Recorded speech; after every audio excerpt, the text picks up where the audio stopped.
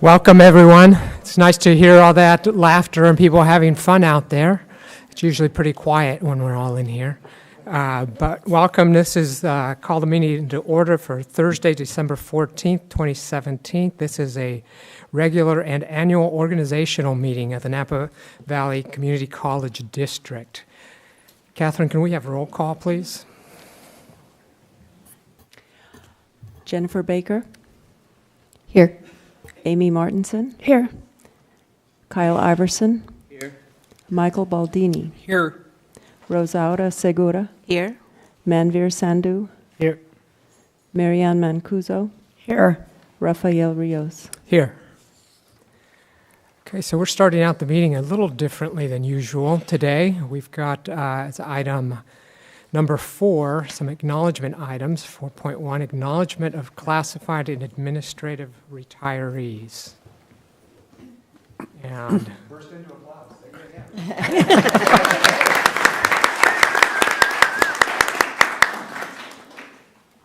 So we have a number of people here, and Ron, I am going to have to lean on you to help me out here. We've got the first one we've got is Janet McCard. Yes. I know we have, who do we have? Harris. Bob Harris. Bob, you're going to say some words about Janet?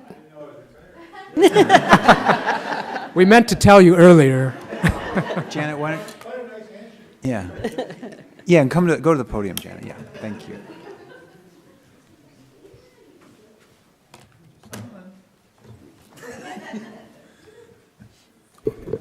So this is one of those bittersweet times, as we all have in our careers, when we have somebody who's your right-hand person, and you know if she's going to do a task, it'll be done and done right, and you don't have to talk or give any direction.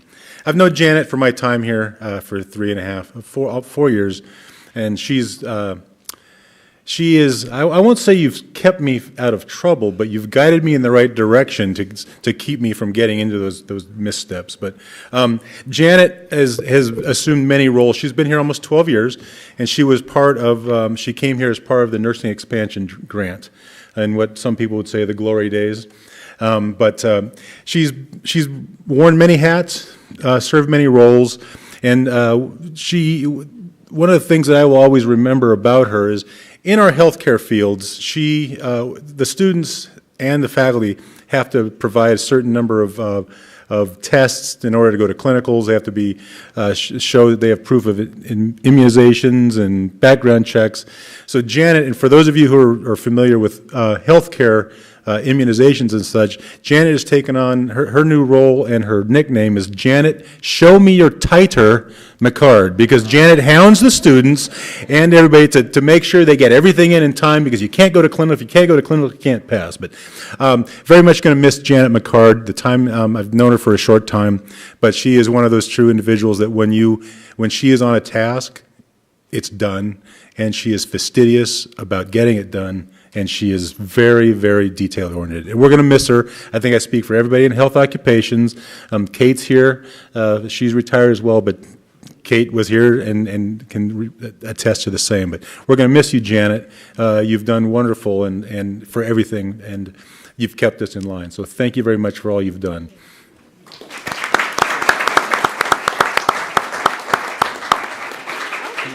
Oh, no, I don't want to say anything.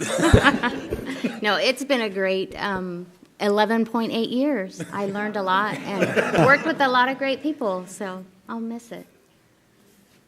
Okay, don't go anywhere just yet. We do have a certificate of appreciation awarded to Janet McCard. In recognition of her retirement, classified member Janet McCard has served as an important and valued part of the educational team at Napa Valley College for over 11 years. They missed a little bit there, I understand. Janet contributed greatly to the college's shared goal to provide access to outstanding educational programs and services. Congratulations. Thank you.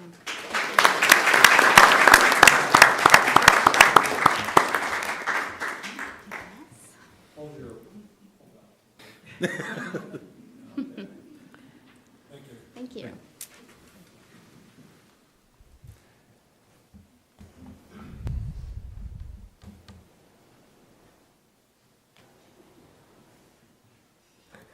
Next on our list is Carolyn Sanchez.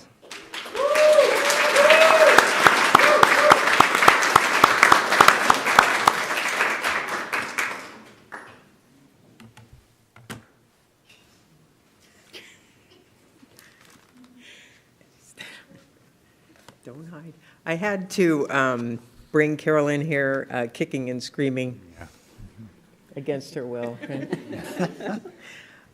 Carolyn came to my office at the Library and Learning Resource Center in 2012 to interview for the office assistant position. At the time of this interview, she had worked at the college for 33 years. So I wasn't sure who was interviewing whom. Carolyn has worked under the direction of 9 presidents, and I'll let that sink in for a minute. 9 presidents. She's still breathing? Yeah. Okay. She definitely knows where the bodies are buried, but she also knows the college inside and out. When it comes to getting things done, she's a pro. And this is important, but better yet, she has this sort of natural, welcoming feeling about her, and it makes her well-liked and well-connected, so to speak, which was something during this interview I realized I really needed. I wanted Carolyn at the library. So when I sat down to interview Carolyn, I was trying to come up with meaningful and engaging questions that would capture her abilities. And I heard that her favorite rock group was the Beatles. So of course I asked her the most important question of all that could determine her, important secretarial skills, which was, who's your favorite Beatle? George. Actually, I did learn that at the hiring committee training. That was an important question. And so Carolyn answered George, and bingo, that's my favorite Beatle too. She was hired. It's the only question she came in on. All right. So many of you know the importance of a good office assistant. I mean, this person gets to know all of your habits, your good and your bad, and their role is to somehow, with what they've got, they're trying to make you look good to the campus, right? Thank you, Carolyn. So Carolyn has been an amazing support to me and everyone else in the building. And yes, she has, yes, you have your job one more day, Carolyn. Yes, I do. She has a massive job, and her position encompasses many departments, a large division, and more commitments in and outside the office. And Carolyn has been my rock through it all, and I thank her from the bottom of my heart. Don't cry, don't cry, don't cry. Okay, so let's compare Carolyn to the most influential band in rock and roll history, the Beatles. Like the Beatles, she has had a major impact on Napa Valley College. Like the Beatles, she will be sorely missed. And we love you, yeah, yeah, yeah.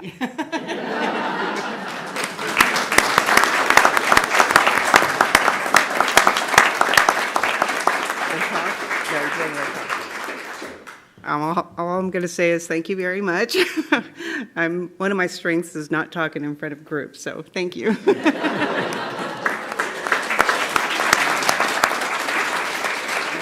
Before Carolyn walks away, we do have a resolution. It's rather long. It includes all of the wonderful things that were just said, and that the board will be adopting this. I just want to read one of the lines here that, among all of those wonderful things you do, I think is a little more personal and a little bit more about you. Carolyn has an amazing sense of humor and is always up for a laugh, and it has a unique ability to make everyone feel connected to the college and valued, which is a skill that I wish we all had. Thank you very much. Thank you.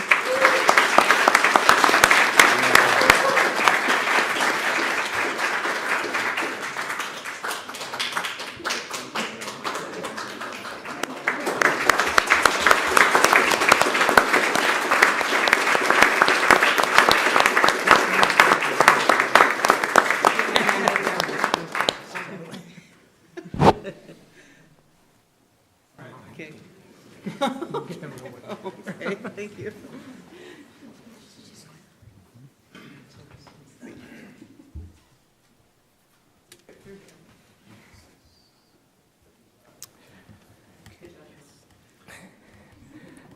And next, we have Glenna Aguada.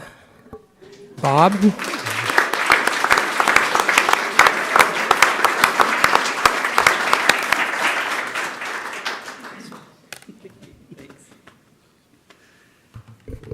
So just a few things from my perspective about Glenna. First of all, I first met Glenna in 2004 when I came to Napa Valley College as a DataTel consultant.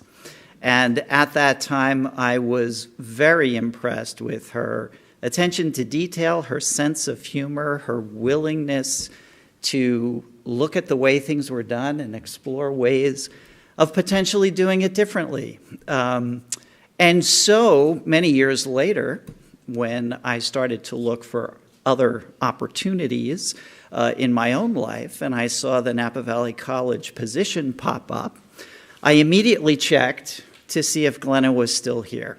And in fact, she was.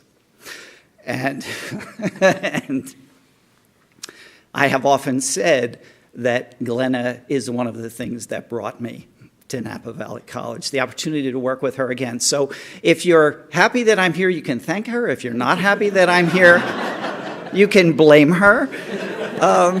I will say, though, that within a year of my being here, she retired. So I'm not exactly sure what that means. But I truly appreciated the time that I did have to work with Glenna. I have learned a lot from working with Glenna.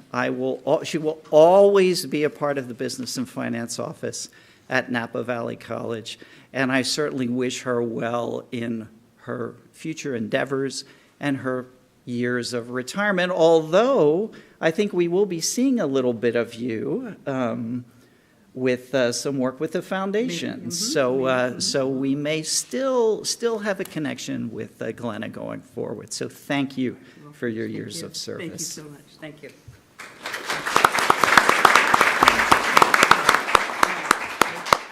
I don't speak either. I do have a little song though, but just the Barbra Streisand.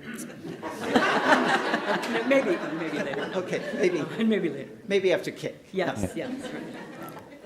I think while Raphael's getting ready too, I wanted to chime in. I got to work directly with Glenna for a good long while, and two or three things. One, she spotted right away the opportunities in the college and stepped into a leadership role on what I thought was a difficult situation, really, in terms of the college being really under the gun financially and a lot of weight on your shoulders. And you stepped into that in a great way. You are a woman of few words. I remember talking to her.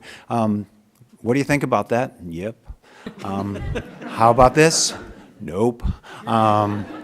And then with these one-liner quips, she can, just slice you and dice you, and that's very nice. But extremely capable, wonderful to work with, always a joy, always right there, Glenna. I'm like Bob. It really created a scenario for a president, working with someone so capable that it was just a pleasure. Thank you. Pleasure. Thank you so much. Yeah. Thanks.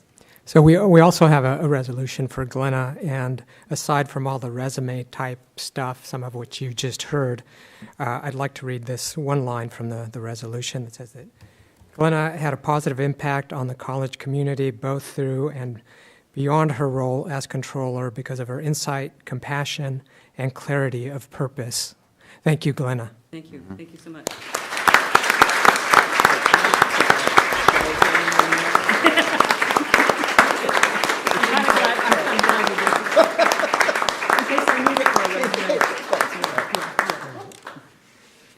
You're not in the center, Bob.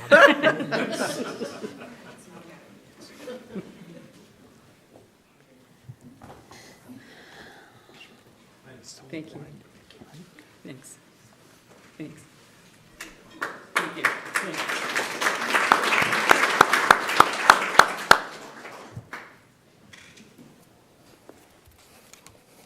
Jose Hernandez.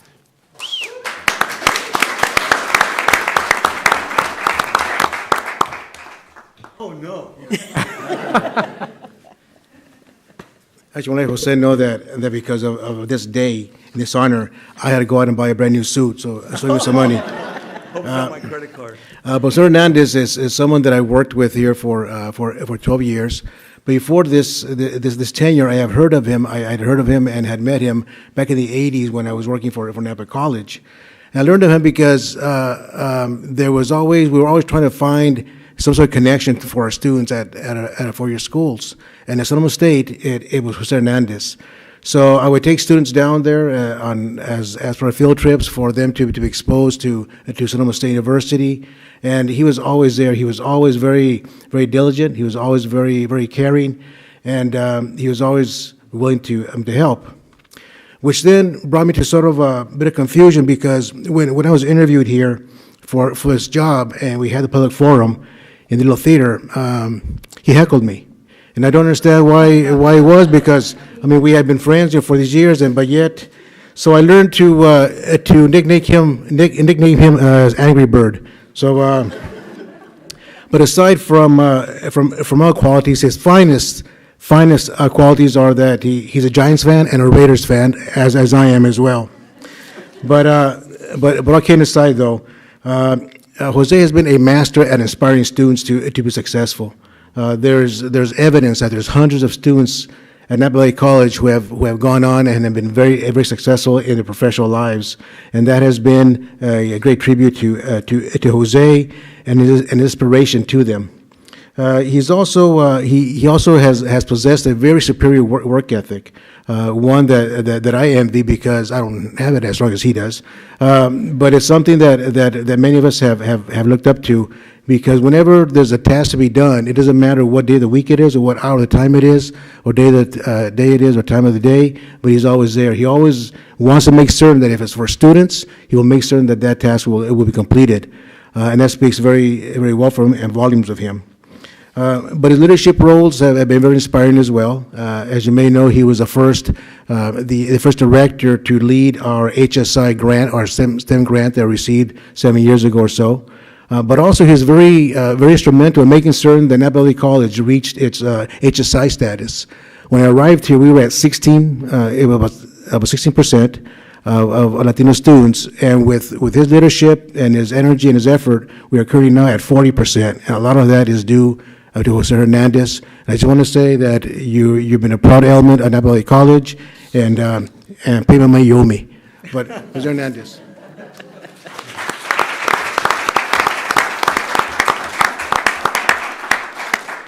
Well, you know, I do speak too much, but there's some names I just have to mention. So gracias to Chris McCarthy for hiring me. Why? I don't know. Sue Nelson for the academic freedom. You know, she gave us so much leeway to do what we wanted to do, what we thought was right for our community. Renee Rubio, not only a fantastic young man friend, but what a colleague. And you know, we are all blessed to still have him here, and I hope he's here for many, many more years. And you can see that. You know, you see the stats of our Mason STEM students. And all those other wonderful people who have been here at NVC to help our community. Finally, I want to recognize my own wife, who suggested I actually apply to NVC for a position 15 years ago, and it was a challenge, right? I said, well, me over there? She goes, yeah, you can actually make a difference. And you know, we all make a difference, and everybody here in this room makes a difference for our community. So I think that that's really what NVC is all about. I'm proud to have been here. Thank you.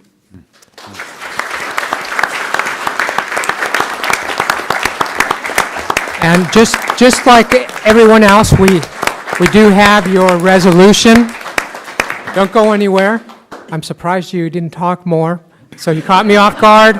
I cut it short, But what I'm not going to read, this is really long, but what really jumps out, and you've heard some of this, and all of you that know Jose already know this, but I think what really jumps out from everything that's written here is his extraordinary commitment to the students and to the college and the community. Thank you.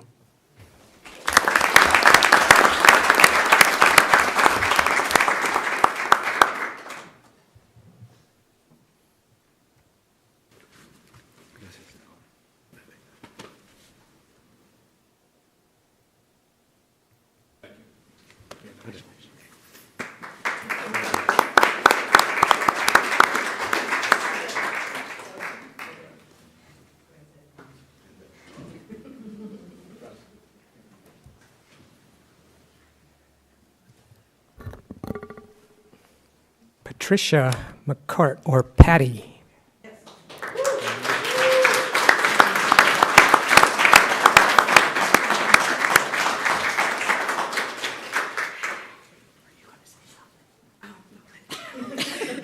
We numbers girls don't talk a lot. That was not the case when they were in the business and finance office. So I'm just saying. So I did not meet Patty when I came up here in 2004 because I was not part of the payroll implementation. And given Patty's opinion of the DataTel system, I'm kind of glad I wasn't part of the payroll implementation. But I did learn, get to know Patty in our 1 year of working together, a little more than a year of working together. And Patty is everything that you would want in a director of payroll and regulatory compliance. Amazing attention to detail. She made sure that everyone was paid properly and on time, and that retirement contributions were made properly and on time, even though it wasn't always easy to get those retirement reports together. Patty was really one of those people who is one of those people, I should say, you are still here, who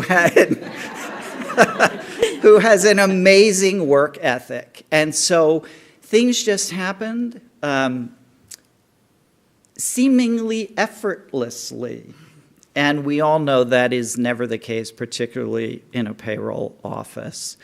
Patty is very difficult to replace, and we all miss working with Patty, but wish her well in her future endeavors. And so join me in thanking Patty for her 30 years of service to Napa Valley College.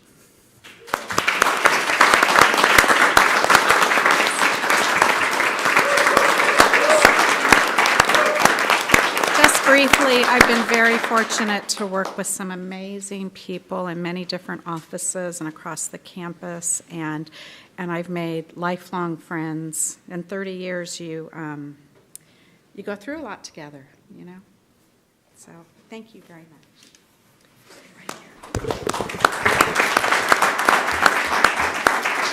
So we also have a resolution for Patty, and it reflects everything that Bob just talked about and how dedicated and easy Patty made everything in the payroll area for everyone.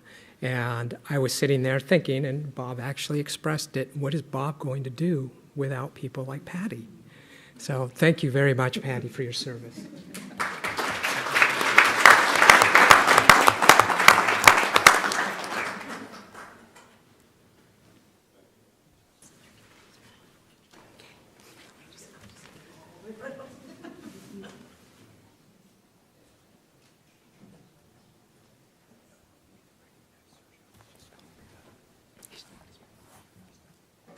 There was one other person who was not able to be here today that we would like to recognize, and that is Sergio Hernandez.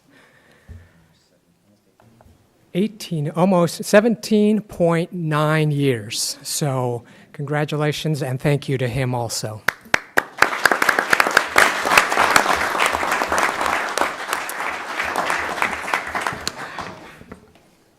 Okay, at this time we're going to take a recess to celebrate all these wonderful people, and then we will come back to our regular meeting.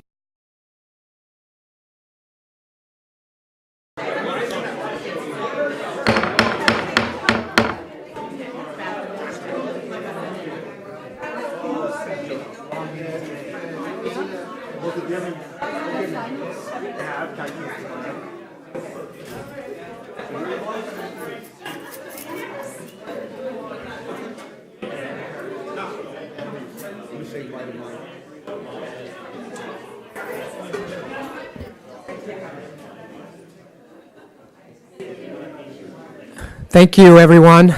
We're going to resume our meeting now. Again, congratulations to all of the retirees.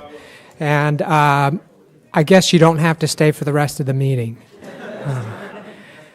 So we are now down to item number 5 on our agenda, public comment on closed session items. At this time, the board will devote a total of up to 15 minutes for comments to the Board of Trustees regarding closed session agenda items. Individuals will be limited to a 5-minute presentation. Do we have anyone in the public wishing to comment on closed session items? No cards? Being no one wanting to comment, we're going to close the public comment on closed session items, and the board will be moving into a closed session where we have 2 items to consider, 6.1, conference with labor negotiators, and 6.2, public employment, where we will be considering the hiring of an assistant director for child development. Thank you. And we will return approximately, not at 5:30, but 6:30. Thank you.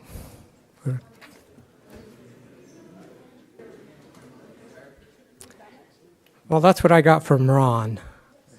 No? It's going to be quicker? Sorry. We're shooting for 6. Oh yeah, we're a little more flexible. Yeah, we can, 6 o'clock work for you?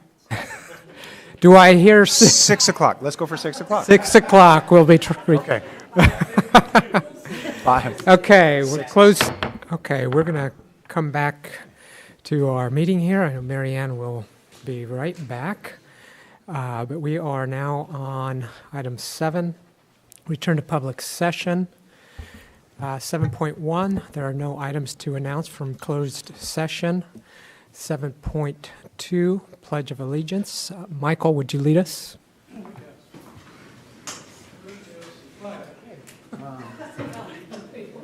We are to face... Yes, so what do? We do face north? What do we do? We could put a flag up there.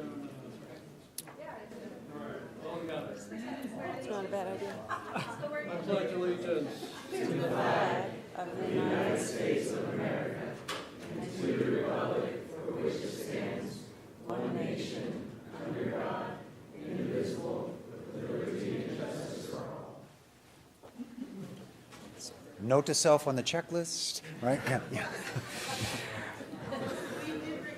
You did. I know you did.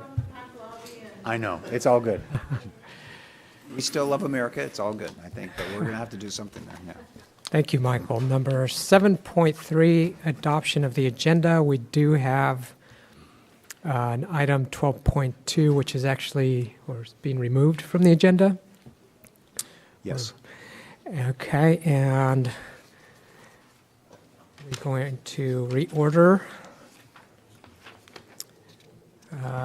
from the ad hoc committee, which is item 16.2 to informational items, which is item 12, the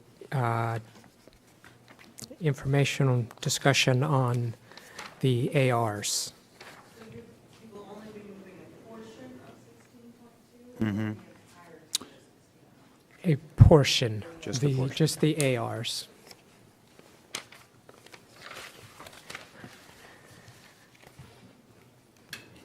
And I believe those are the only changes to the agenda. Mm-hmm. Can I get a motion to approve? Second. Motion to approve the agenda as modified by Kyle Iverson and seconded by Marianne Mancuso. All in favor? Do we have our electronic Aye. voting working? Okay. So, all in favor, say aye, since we had a first and second. Aye. Thank you. Item 8, public comment. So at this time, we are going to devote up to 15 minutes for comments from the public on items not appearing on the agenda, but over which the board has jurisdiction. And we will limit the speakers to no more than 5 minutes on these items. There will be no discussion, at this time on such items. And let's see, I have a number of cards here. Are there any members from the public that would like to speak? We've got plenty. Let's start with those that submitted the cards, and then we will go from there. So the first one that I have is Julissa España.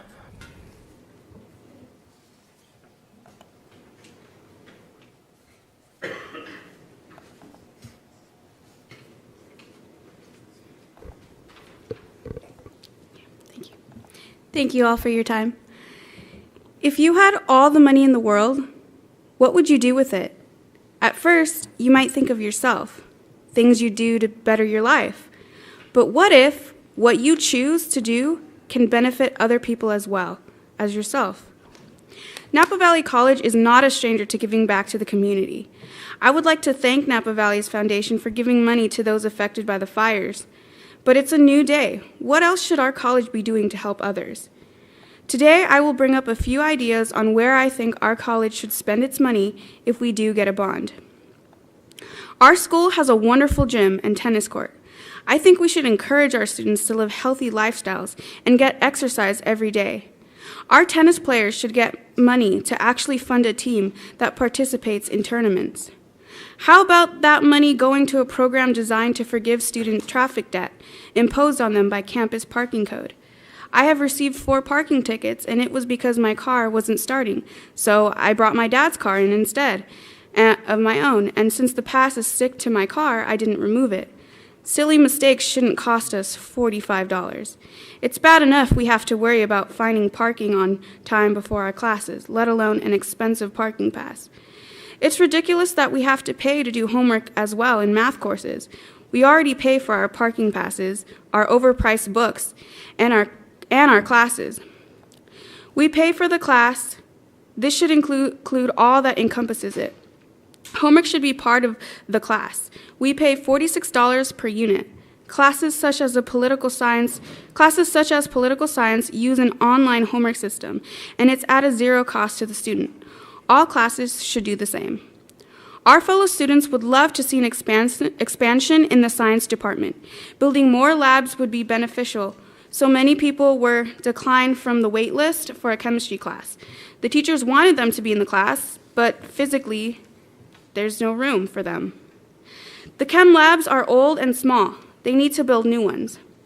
I know my wish list can be a little overwhelming, but we must always remember that change happens over time if we want to focus on small things. They soon could become a big change. In the past few minutes, I have allowed you to walk in the shoes of a student here at Napa Valley.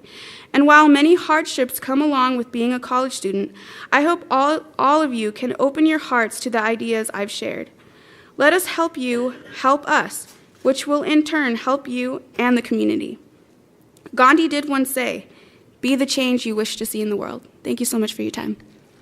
Thank you. Ron Rogers. Hi, thank you for your time. I'm former faculty. I taught here for 25 years. My wife is also a part-time faculty person here, and she still teaches over in the theater, in drama, dance, and so on. I'm kind of concerned, and one other thing, I have a goddaughter now who is also attending Napa College. And I guess I'll start with that. I'm concerned about some safety issues, and one of those safety issues is lighting on campus. We had the last bond issue, we had a lot of upgrades in terms of lighting, and it was a huge help. I used to teach over in the art area, and it was very dark over there at night, and that bond issue helped tremendously over there. But some of the other areas here on the campus, I think, are a little bit lacking, and one of them is my goddaughter, who I come over here and pick up from her classes. She usually hangs out at the flagpoles out front, and I've noticed it's gotten kind of dim out there. And yeah, I worry about her safety.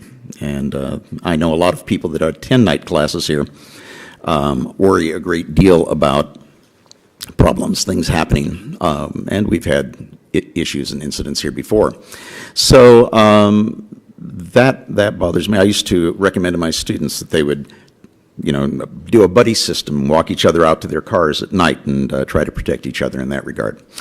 So lighting is a concern. It seems to, my wife and I were talking about this the other night, that it seems that things have gotten dimmer on the campus. And it seems like the lighting has been turned down.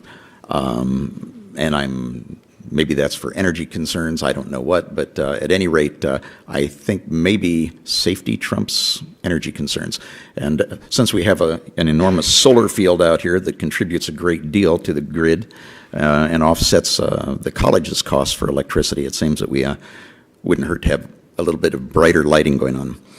The other thing I think that has bothered me for all the years that I taught here at Napa College is pedestrian and cyclist access. It seems as long as I've been here, this college has always been a commuter college. And here we are right smack dab in the middle of a town, and yet people have to drive their cars here or take a bus to get here. There's very little safe access into this college or out of this college, and particularly at night. And I think we really should be looking at that. I remember in the last 10 years I taught here several times, taking the road down past the theater to the traffic circle, I had to suddenly swerve out of the way as I encountered a person in a wheelchair going down in the road because there's no sidewalks there. And they perhaps missed their bus, missed their ride, and they had to end up, or they decided they had to, wheel it home. But very unsafe for that. And my wife was commenting the other night, she said, I almost hit a guy that was walking in the road going down there. So maybe I should be looking into sidewalks and lighting. And then the other thing I think that I'm most concerned about is, again, in terms of access to the college. You're going to have, 500 new apartments over here just to our north, and we're going to have a lot of people coming over to this college. Seems kind of foolish for them to jump in a car just to come over here and take up some of our precious parking spaces when they could walk or bicycle over. The trick is, how did they get here safely? And I think we need to look at that very seriously. So I just thank you for letting me plant that little seed. I hope it grows. And pleasure, thank you. Thank you. Sam Barkley.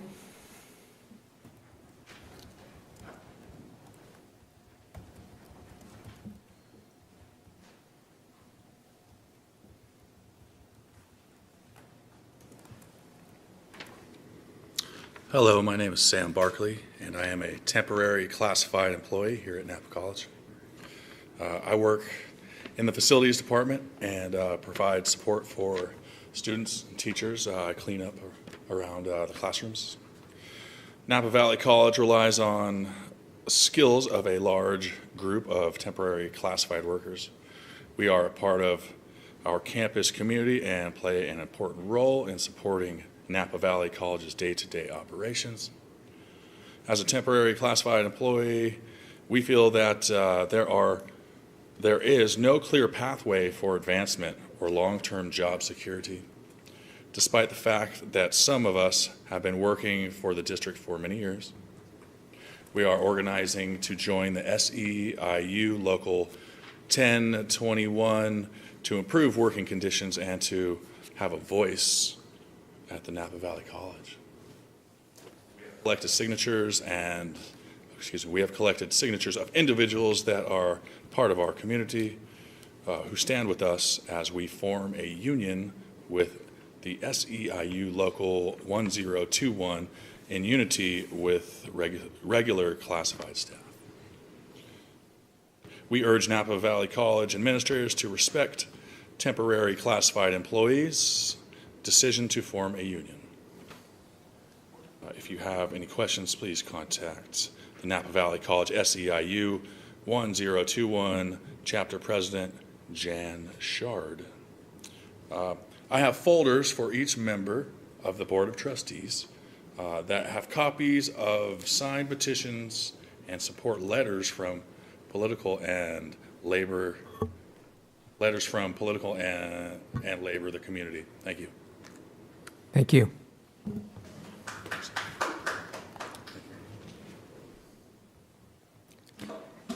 Okay. Other members in the audience who would like to speak? You step up to the podium. Maybe we could organize a line there. You guys could do that. orderly fashion.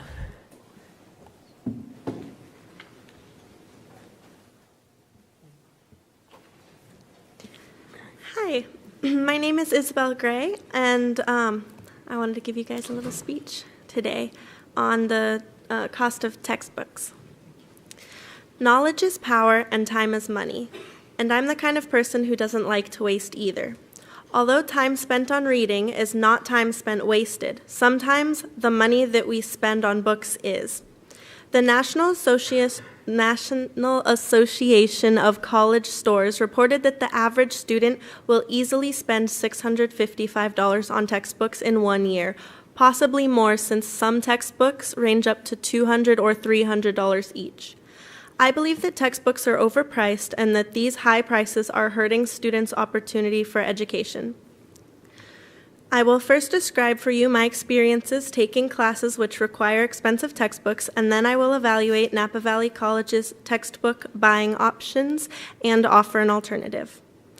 This is my 3rd year attending Napa Valley College, and I am proud to share that I will be graduating at the end of the spring semester. One of the classes I took to reach my degree is political science. I took it over the 2017 summer semester. And that summer, I was at college 4 days a week from June to August. I'm grateful that I was fortunate enough to take the summer off from working to focus on my classes, but I know not everyone has the option to. I know many students who hold 1 or more jobs to cover the cost that comes with college, and on the first day of class, everyone had the same question: is my teacher going to assign reading from a textbook? This question is proof that requiring an expensive textbook adds unnecessary stress on students and distracts them from the course. I have heard complaints from many students about the costs of textbooks not equating to their worth. In my political science class, I purchased the textbook we were told to get and did not read a single page. That summer, when I went to the bookstore here on campus, I purchased my textbooks, and I was trying to find a way to spend as little money as possible because I wasn't going to need the books for a long period of time. Unfortunately, the bookstore had just bought all new books and did not have any used books that I could buy or rent at a reduced price. I ended up renting the book that I needed for political science because it was $20 cheaper than buying it. I still paid over $100 for a school supply that I did not use. The on-campus bookstore should lower their prices to rent a textbook because a lot of the time the price to use one is not worth how much it's actually used. I understand that the bookstore is a business, but the library only lets you check out the books they have on reserve for 2 hours, not for the whole semester. I understand that the bookstore is a business, and I am proposing a deposit option where students can leave a deposit for the use of a textbook for the semester and get their money back when they return the textbook in good condition. My experience at this college has been great, but my experience with textbooks has not. Overpriced textbooks are hindering our ability to access the knowledge required for a higher education, and something has to be done. Once again, my name is Isabel Gray, and I would like to thank you for all of your time and attention. Thank you. Daniel Vargas.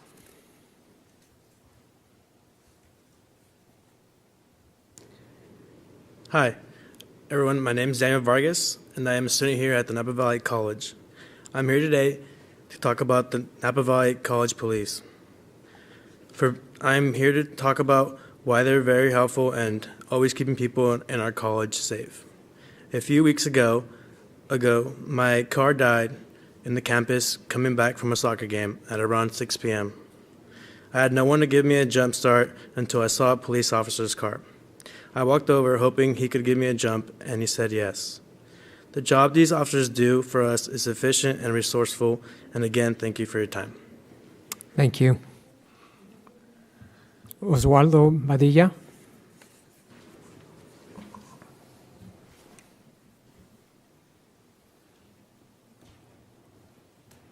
Hi, good evening, everybody. My name is Oswaldo Badilla, and I will be talking about the college police. Usually, these public comments, as you all may know, are usually to complain, but for this time around, I want to just thank the college police for their services. So we all know that working at a college campus as a police isn't the best job sometimes, but we as a student body, we understand that we aren't the easiest group of people to get along with, but we always appreciate all the work you do for us. When someone with a badge approaches us, we usually put I'm 100% fine right now, but when really we're actually, dying inside with assignments and then stress and everything like that. But having conversations with you guys always makes us feel safe.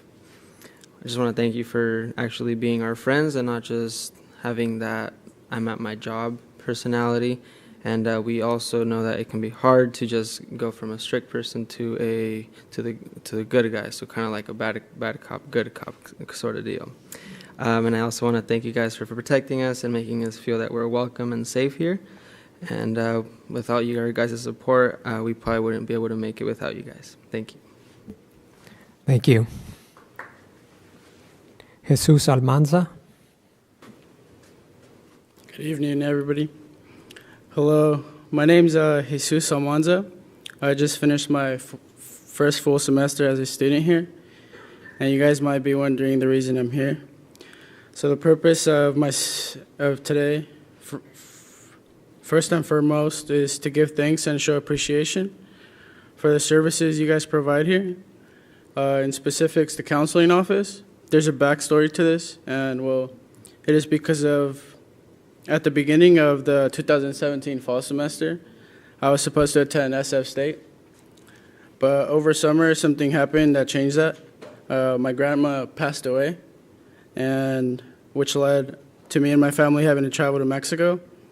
Because of cost and other reasons, I no longer had the chance to attend SF State. So I came back to Napa with 3 weeks before the semester started and had no idea what I could do. And so I went to the counseling center, and I talked to a counselor, letting him know my situation.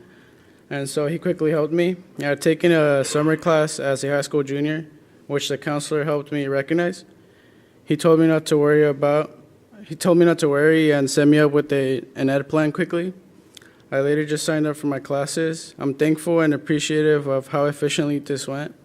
After completing my first semester today, I feel prepared and ready to take on the future, nonetheless, with the resources provided here on campus. Thank you, guys. Thank you.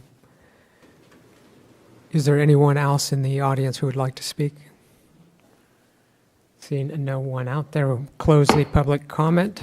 We'll go on to constituent group reports. 9.1 Academic Senate Report, Amanda Badgett. Good evening, Board. As we wind down fall 2017, a challenging semester, to say the least, I want to take this opportunity to acknowledge my colleagues who have had to, with a great deal of flexibility and creativity, respond to the unanticipated loss of classroom time and to help shepherd our students to the end of the semester. In addition to compensating for lost time in the classroom and committees, the Academic Senate is working with the Office of Instruction to respond again with flexibility and creativity to the reform of our system coming down from the Chancellor's Office, known as Guided Pathways. I'm chairing a cross-functional group with Eric and Oscar to make sure that we as a college continue our commitment to helping students reach their educational goals. Also on our docket, our response to AB 705, which was signed into law on October 13th, and sets out new standards for students getting to college-level English and math. Our faculty in these areas are working diligently to make sure we will be compliant. Luckily, the date for compliance, which was originally the 1st of January 2018, has been pushed to fall 2019. But there is much work to be done, and I dare say you will be hearing more from me regarding the Senate's role, the primary role of Senate in making sure that the changes implemented here at the college are in the best interest of our students. I am happy to say, though, as of tomorrow, these issues and all others related will be happily placed on the back burner for a few weeks because it's time to take a break. Thank you. Thank you. 9.2, Administrative Confidential Senate Report. Ken Arnold. Good evening, Ken Arnold, President, Administrative Senate. I'm just going to echo Amanda's some of her comments. It's been an interesting semester. It's been nice to see a lot of people step up and do things that they were not trained to do, extraordinarily going above and beyond, both staff, faculty, frankly, everybody at the college. And we are looking forward to to the semester break like everyone else. See y'all in 2018. Thank you. 9.3, Associated Students of Napa Valley College. Rafael Manzo. Manveer, do you have a report? I'll be giving his again. Thank you. So he sent me it. I'm going to quote exactly what he told me to say. Since the return from the fire crisis in Napa, the ASNVC board has been wanting to host an event promoting solidarity. We decided to start with a simple tabling event where students and campus could fill out thank you cards for emergency responders. We paired the table with another concept, which was art therapy, in the form of chalk art. There was a hesitation that, if art is temporary, would it even have an impact? But those in favor advocated that art therapy is real and all art makes an impact. Students did not hesitate to add illustrations and messages about their true feelings, feelings of despair, words of encouragement, perspectives on finding the motivation to finish. We want to thank Phi Theta Kappa Honor Society for collaborating on the event with us and helping it to be successful. We were also happy to run into Dr. Kraft, Scott Allen, and Doug Ernst while we were out there and showing their support for the event. Lastly, members of our board attended the Foundation Holiday Reception last week. We presented the mock-up for a plaque recognizing the Napa Valley College Foundation and their generous donation made years ago, which has made our Student Activity Center a true hub for the student community. Thank you. There it is. Thank you. 9.4, Classified Association Report. Jan Sharp. Oh, I can talk loud. I just Actually, you should use it, Jan, because it won't pick you up. Okay. Yeah. Sorry. Okay. I'm not mic shy. So we want to start off with wishing everyone happy holidays and a happy new year, because as everyone has said, this has been one of those semesters. Hope we never have to relive it. I want to congratulate Carolyn Sanchez, Janet McCard, and Sergio Hernandez on their retirements. I'm now number 1 on the wall of classified as of tomorrow when Carolyn leaves. So classified staff is pleased that the classification and comp studies underway, even with some glitches, but we're working through them, and want to appreciate everyone who's been working on that with us. And really appreciate the extension on the time that we were able to extend getting our draft job descriptions back. We also want to address the fact that there is the organizing campaign for part-time temporary workers. They have come to us to ask us to join our union, and so we've been working on that. This is an effort that's going along in all of California. Santa Rosa Junior College just organized their part-time temporary workers, and so is Mendocino College. So I'm hoping that our temporary workers can receive some of those benefits of just being a union member and having a voice. So that's basically it, and just want to wish everyone again happy holidays. Thank you. 9.5, Classified Senate Report. Michael Rayford. Good evening. My name's Michael Rayford, and we as a Senate, decided to revise our website, so we're currently doing that. So if you want to take a look at our Classified Senate website, feel free. We also put on a Candygram fundraiser for the Classified Senate, and that went well. And then we had a tea party on December 6th, put on by Amanda and Amir Donnelly and Amanda Frost. And we are bringing back the Classified Employee of the Month as of January. And that's it. Thank you. 9.6, Faculty Association Report. Trustee Iwamoto. Hi. We, the Faculty Association, have been concentrating on we have a lot of things up in the air, but one of our main focuses for this semester was to assist our full-time and part-time faculty who were affected by the fires. So we've been really concentrating our efforts there, as well as assisting and supporting our colleagues over in Santa Rosa as well. Our faculty association contacted Santa Rosa Junior College's Faculty Association and made a donation to their efforts in order to help their faculty who were very much displaced, as well as their students were very much displaced and affected by the fires. That's something that's been a priority for us, and we are looking forward to spring semester, but of course also want to wish everyone a restful, safe break and happy holidays. Thank you. 10, Superintendent President Report. Dr. Kraft. Thank you. I think we'll start with the foundation report, and Ann Branch is here tonight. Yeah, Ann Branch, Executive Director, Napa Valley College Foundation. I would like to thank all of you for coming to our Churchill party. It was really, really nice. And Kyle, thank you for bringing the cutest baby who matched the holiday decor. We appreciate that. Thank you to the Associated students for that lovely plaque over there. It's going to be really nice once that's installed. A little bit about the student fire relief, an update on that. So we raised about $43,000 with a significant pledge from the foundation board. And we now have 17 students who completely lost everything, and we supported 135 students altogether. So it's really a feel-good, passionate thing that the board feels good about doing. We just sent out an annual appeal last week to our donor base of about 4,100 donors and prospects, and we're trying to work through some technology and doing an appeal to our alum through LinkedIn, but we're working on that. We have about 8,000 alums on LinkedIn, so that's kind of exciting to see.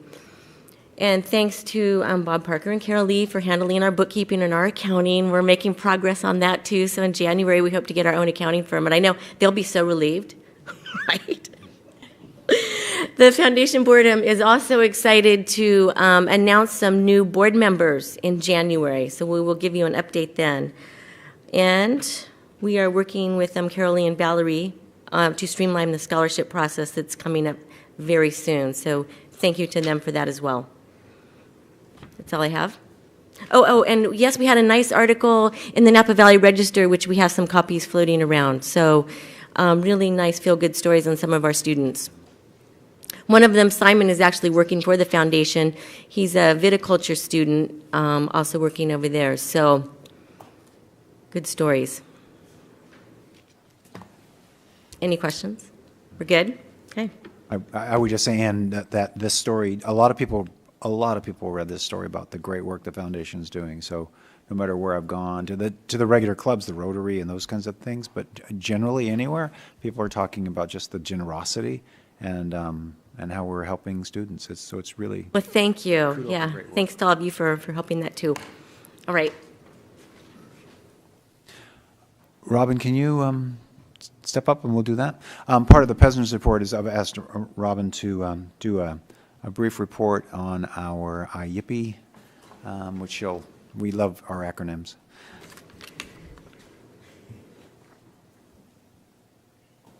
Who's driving? This is a different one. Okay. Yeah, I was trying to figure out who I should direct it to. That one right there would be perfect. Thank you. Thank you. Okay. Good evening, Board. Ron asked me to provide an update on our Institutional Effectiveness Partnership Initiative project, and so I'm going to provide kind of a sense of the interaction between MVC and the IIP team that was assigned to us. And I especially want to highlight some of the benefits derived from this experience. So this was a process that began back in spring 2016 when we sent a letter conveying our interest in having a team of peer resources, a so-called partnership resource team, or a PERT, come to the college to work with faculty and staff and offer suggestions for improvement in an area that we defined, which was strengthening the integration of planning and resource allocation practices.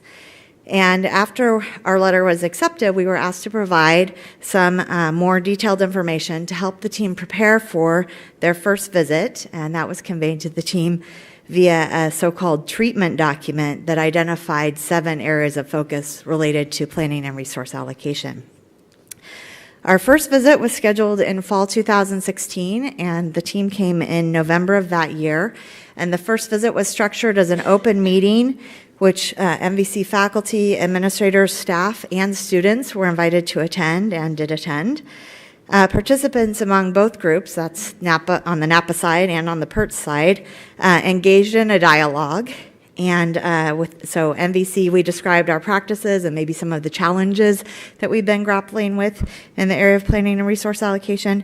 And then the team asked questions, sometimes probing, and they shared their own ideas and suggestions for improvement based on their experiences at their own campuses. Visit 1 yielded some reflections from the team, including some strengths and momentum that we could build on, as well as some areas of improvement. And as a result of that first visit and the dialogue between MVC and the team restructured our 7 general areas into 3 what they called clusters, and those are listed on that second row on the slide. Based on the reflections that the team provided at the end of Visit 1, an MVC work group began drafting some plans and ideas for improvement. In spring 2017, the team returned for a second visit, which was in February, and we continued our dialogue between MVC and the team that was assigned to us. And as a result, actually, in some of the work that was done between November and February, MVC refined the 3 clusters into 3 strands, which are listed on the slide as well. And that was our effort to focus on the areas of greatest need, what we saw as the greatest need. And so, and also as part of those 3 strands, we identified 4 common themes that kind of underlay or underscore all of the strands, and those were simplify, engage, communicate, and integrate. Also, as part of the second meeting, the team that was visiting presented a menu of options for us to consider, and that included some additional ideas and kind of a back and forth as we refined our plans and explored some of the issues further with the team. I thought I'd share a little bit of my reflections, and I think that participants on both sides, and particularly the MVC side, really felt energized by the visits. I think the team that visited us did a great job of celebrating the progress that the college made in a very short time. And I'll share with you that Dr. Sonia Christian, who is our PERT team leader, and she's the president of Bakersfield College, she and the team acknowledged what they saw as a balance and some of our challenges in honoring the past, navigating the present, and imagining the future. I thought that was a beautiful way to put it. Following the second visit, we began developing a more concrete plan for improvement and effectiveness, and that's on the, whoops, hold on. There we go. Okay. This slide conveys the 3 strands and really what each strand means to MVC. And what we did as a part of this process was really focus on that higher order of integration and including the interface between the 3 strands and how they might mutually support or strengthen one another in the process. And finally, our PERT team returned in last month, and that was, well, I guess they didn't really return. We held a virtual meeting, I should say. And at that point, MVC provided a status report. I took the lead on the SLO piece, or Strand 1. Amanda took the lead on Strand 2, which is the decision-making structures piece, and then Ron presented the common purpose and communication strand. And just to share a few highlights with you regarding those 3 strands, for the SLO assessment piece, the follow-up report was cited, and lots of examples from that, and with the kind of proof in the pudding being the accreditation status as a result of that. And again, the team acknowledged the amount of work that had been accomplished. I do want to acknowledge one of the benefits of the whole PERT process was the back and forth between the team and us. And even though the follow-up report is cited as the evidence of that, the follow-up report itself really did benefit from the interaction, and we incorporated some of the ideas that the team had shared with us along the way, and that's particularly in the area of sustainability. For Strand 2, Amanda focused on the pilot committee structure that was implemented this semester, and that was based on the recommendation of the Academic Senate. And again, I think that strand benefited from the encouragement and the gentle nudging, if you will, that the team provided us along the way. One of the things that the team did in that regard was saying you don't need to be perfect when you implement changes. Just roll it out, try something new, refine it as you go. And I think that that's a good example of what we did there. And then finally, for Strand 3, Ron focused on the improvements in communication, including exploration of some more effective use of our existing technology to help facilitate that. Defining our goals, and some examples of that include the Board of Trustees retreat, as well as retreats by cabinet and the president's staff. The team's focus on the third visit as they concluded their time with us was, as I mentioned before, sustainability, and then the continued integration among the three strands, and as well as between planning and resource allocation practices. We are awaiting the final report from the team, which is a requirement to kind of, I guess, put a bow on the IAP improvement process. We have not received that yet, but it will be posted on the IAP portion of the website, and the link is provided here, as well as in Ron's report. Can I ask a question? Robin, I'm just curious. So that was a great presentation, by the way. Oh, thank you. Are we doing that? Are we being the purting or whatever the right term would be? So all members of California community colleges, faculty, staff, administrators can apply to be part of the PERT process and go to another campus to visit. And so that's something that we can indicate our interest as individuals, right? And then you identify your area of expertise when you do that. And then if there's a request from another campus that aligns with the expertise that an individual indicates, then they might get put on a team. It's also a logistical, timing issue too. I would just assume that if we went out as well, that would also benefit us in learning what other campuses are doing and being able to share. Yeah, definitely. I know that Dr. Kraft has been the lead on at least one. Is it two? IAP projects for other campuses. I'm not sure. I know that individuals here have applied and expressed interest, but I don't know if they've actually been assigned and been able to participate. I would say if there are board members on PERT teams, and so you can certainly put your hat in the ring, so to speak. We have 3 people here from our college who are helping with Ohlone College. And you learn, when you go, you learn all their stuff, and you share, and you bring more stuff back sometimes than you share with them. Robin, I would say, and I wanted to give a shout out to Michael and Amanda and Ken and the council presidents, and Raphael, who's not here, and Manveer's not here either. But the great work that you did. This is really a beautiful example of participatory decision making and shared governance, kind of in the same ball of wax, and it really worked quite well. Very excited about it. So thank you. Awesome. Thank you so much. Doug, are you got some good stuff for us, I think.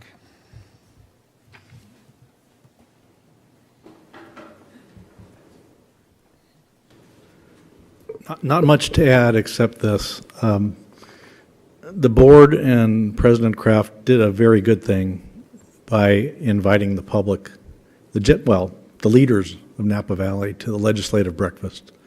We had 150 people here who they heard leaders talk about education and what the college is doing. They commended us. We got a congressional resolution and one from the state legislature for the work we did on the shelter. It was a source of pride. Anybody who was there couldn't help but be proud of this place. Not only that, I think it set a tone. It built a little momentum for the open house that's coming up April 14th. We're going to invite leaders back. And I think it's something the college could do every year. a legislators' breakfast is an annual event that could really bring stature to what we do for our students. Thank you. Thanks. And there was, and I think I see up here this great front page article on Denise Roselli, one of our faculty members, and that was great. She goes, front page? Are you kidding me? But Denise is a wonderful faculty member, and as you know, lost her home, and she's the outreach and both from the community and our college have been tremendous, Doug. I just want to ask one more minute to thank the Human Resources Department for helping us get that story. It's difficult to convince someone to give up their privacy and put it on the front page, but Human Resources worked really well with Denise and the newspaper, and I thank you for that sensitivity. It's great. I've asked Eric to jump in with some information on the VP report. Mm-hmm.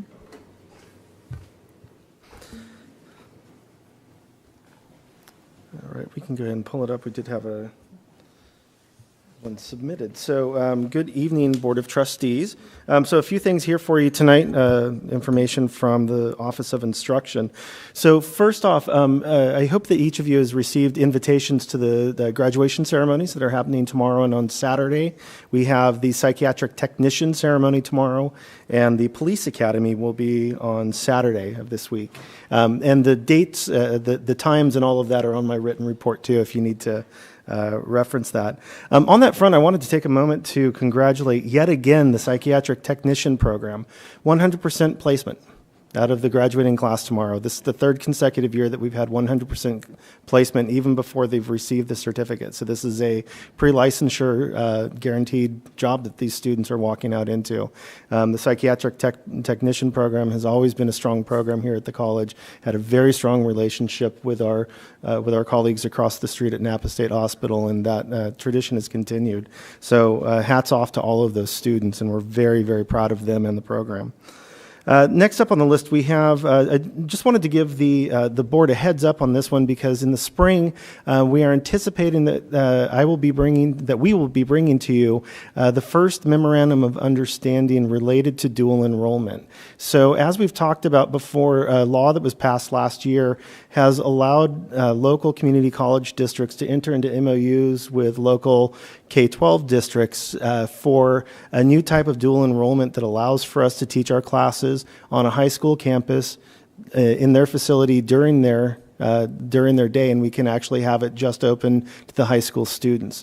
This is a completely new process for us, but it requires a pretty lengthy process to go through with our academic senate, with our faculty association, and with the administration to draw up what the terms of that MOU would look like, and then work with our partners in the K-12 district. So we have initiated the discussion with the St. Helena Unified School District, and we'll be moving forward in spring with the discussions with the faculty association and the senate and the administration to draw up an MOU that we're hoping to bring to you as a board of trustees this next spring for ratification, and allow us to do our inaugural, what we call CCAP, dual enrollment, which is college and career preparation. CCAP, college career preparation, dual enrollment. So we're hoping to have that for you this coming spring. Another major change that I wanted to alert the board to, this is a big one that we're trying to get out in the public as much as we can right now. Amanda had mentioned a little bit ago about a new law that's coming down the pipe that actually takes effect on January 1st in 2 weeks, and that was AB 705. That assembly bill was geared towards addressing what is a persistent problem not only in the community college system in California, but in college nationwide. This is not something that's specific to Napa Valley College, and that is the placement rates and the success rates of students that start college below transfer level in English and math. And so there's a whole bunch of very detailed provisions of the bill that we're working on right now collectively as a faculty and as an administration to figure out how we're addressing it. But on that front, I wanted to just take a minute to point out what is getting ready to happen in our math placement process, because this is a very big deal. So as you know, about 90% of the students that come to Napa Valley College, and this is the same statistic statewide, enter into math below college level. And so there's 1, 2, or 3 semesters of remediation that they do to come up to their transfer level math course. Placement for determining how students place into their math classes has been a difficult issue for years. The placement exams have been reviewed, the data around those. It's never been clear if the placement process itself is predictive of student success. The math department, independent of the new law that's coming down, has implemented some sweeping changes to their remedial math sequence and their placement process. Beginning this year, students that get a B or higher in Math 3 in high school will automatically be placed into college level math. That's without any additional assessment testing. That will be an automatic placement into college level math. Students that earn a C or higher in Math 3 will be placed into one level below or into our intermediate algebra sequence. So they'll have 1 semester of remediation prior to being able to enroll in the college level math. That alone is going to really radically change how students take math at Napa Valley College in the coming years. So we have some curriculum developments that I'll be bringing through with the Academic Senate this next spring for your consideration that are directly related to this with a major overhaul of those courses that constitute that remedial sequence. But we're really excited about this. And I will say that as a parent of a junior in high school who is currently in Math 3, and a student who's likely to come here to this college, I'm very happy that I can tell him exactly what his grade needs to be this year so that he can be placed into college level math when he starts. But this is a tremendous step forward, and incredible step forward for the math department, and I just really want to take a moment to commend them for the progressiveness and the tenacity with which they've approached this very difficult problem nationwide. And so I'm really excited that we're moving forward into something very progressive here at the college. So wanted to let the board know about that. And then finally, guided pathways, as our Academic Senate president had said, this is a term you're going to be seeing more of, and I'm hoping that we'll be able to do a presentation for the board, a short presentation in the spring sometime to let you know what this is, what it means, because you're going to hear the word a lot in the coming years. And that ends my report. Thank you. Question. I was just wondering about the placement, the math placement. Has there ever been any discussion about using the state testing that they do in high school? Because a component of that is determining college readiness in English and math. Yeah, so one of the things that we're waiting to see right now, so the AB 705 legislation actually includes what we can and can't use for that placement. So we're waiting for guidance from the Chancellor's office right now on what the various multiple measures will be. Performance in high school, either GPA, grades, other assessment tests are likely to be a part of that, but we're waiting for more specific guidance right now to see what can and can't be used as part of that placement process. Thank you. Oscar, are you ready to do yours? Thank you. Yeah, one other piece that's associated with AB 705 is that this resulted from years. There was a project there was an initiative that Chancellor's office had called the Common Assessment, and the idea here was for all community colleges to use a common tool to assist students for math and English. But after a few years of not going, anywhere, literally. The Chancellor then decided to dump that effort and put time into something that was a bit more productive, which is AB 705. I want to voice the accolades that were shared by our students of our college police and our counseling department. They have done an exceptional job in serving our students. And the college police in particular, there's been many times, in fact there was one this morning, that I was very grateful and very thankful for the fact that they took the lead on a situation that could have been kind of wild and crazy, as my colleague here can attest. So I want to thank Chief Arnold and his folks for keeping me safe. Also, just as you can see, these are lists of activities that have been associated with and/or areas within student affairs. But I want to, since I'm a very good Catholic, I want to confess to one thing at the very end, if you could, at the very end. I have never used Google Translate. The first time that I did, it failed me. You'll see that it translated Happy Holidays into Happy Easter.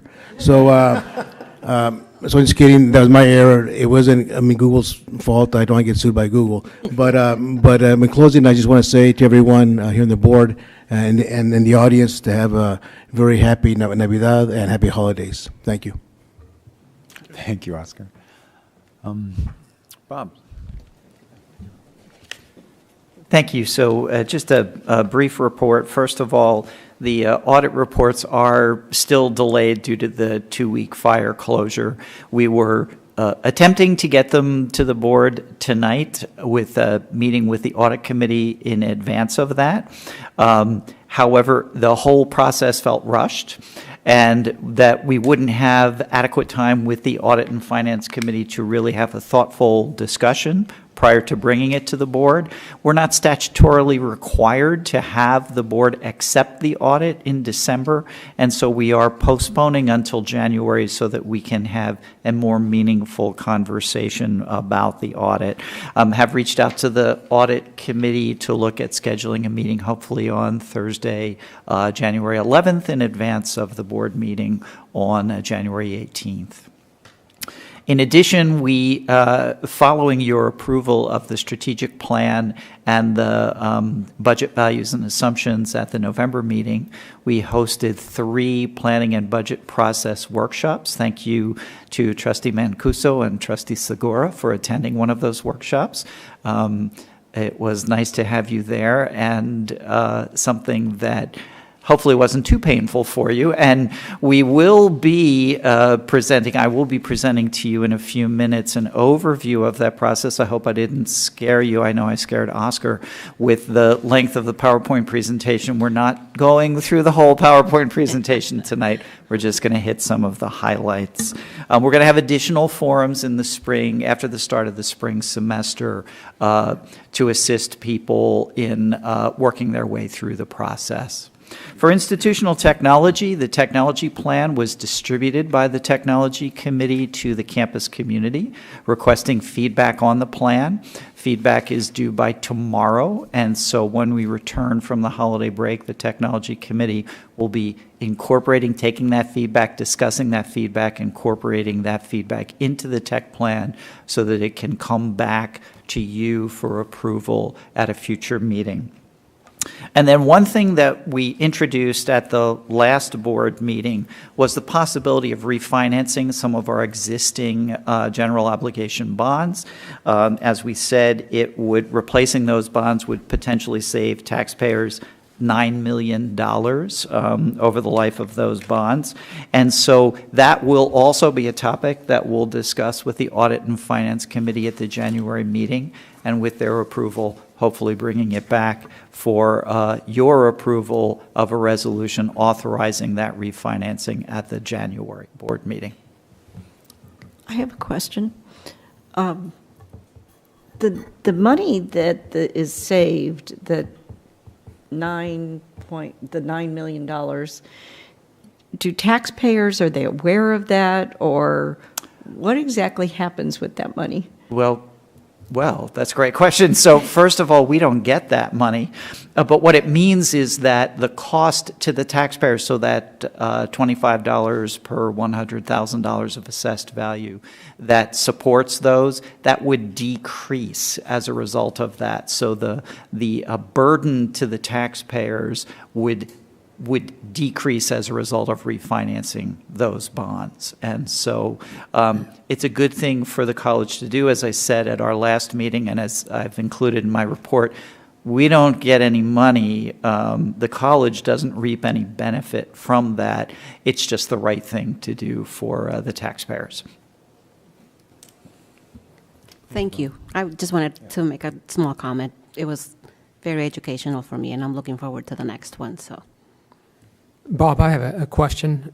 How does the rising interest rates affect this refinancing? Well, actually, so there are a couple of things that benefit us by going out in January, and that is that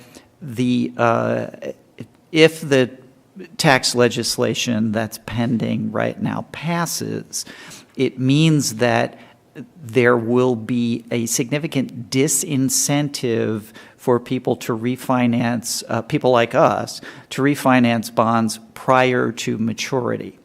The bonds that we have are callable. They became callable in August, and so we can refinance those at any time, and with no negative effect on the folks who retire those bonds or purchase the new bonds. And so our bond consultants are advising us that the market is going to significantly shrink in January for these municipal bonds. Municipal bonds are a very desirable investment. And so while there has been some fluctuation in the interest rates, our bond consultants are advising us that we would actually, even with the increase in interest rates, we will see significantly favorable results when we refinance these bonds, because that supply and demand will drive the interest rates down on those bonds. Thank you. Thanks, Michael. One question. Are you saying that the college will benefit if the new tax plan is passed, or we will not benefit? Well, the only way that the college will benefit is that the bonds that we are refinancing would become a little more desirable as a result. Charo, you have something to share tonight? Yeah. On December the 1st, we held our first Napa Valley College Job Fair, and it was, from everyone who attended, they shared this with me. This is not my own bias assessment, but what has been shared with me, it was a success. We had 100 people attend the job fair, and I am super, super excited and looking forward to next year. I want to thank Office of Instruction and staff from Office of Instruction in supporting the HR group and putting on and being there to help us run the job fair. And I'd like to thank all of the deans and faculty members who took time on a Friday evening, mind you, to attend and smooth with potential applicants. Thank you. Yeah, it was. Kudos. It was a great effort, and I know it took a lot of staff time, but it was wonderful. Yeah. Thank you. That concludes my report. Thank you, Dr. Kraft. Number 11, approval of minutes of the November 9th, 2017 regular meeting. Yes, Amy. Yeah, I sent emails out early this morning.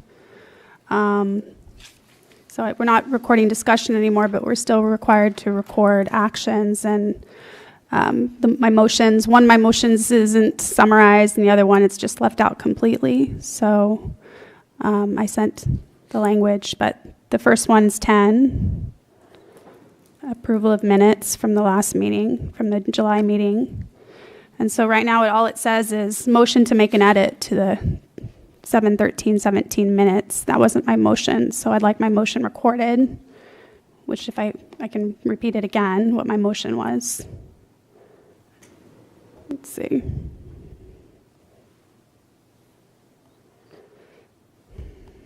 So my motion was a motion to add item to Napa Broadcasting contract renewal, quote, and Napa Broadcasting's involvement in local elections, including trustee elections, unquote.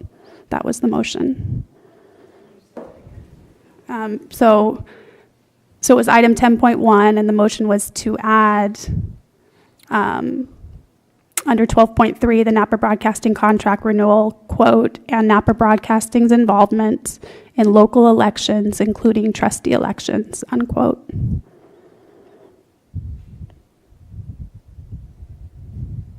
I think she emailed it to me.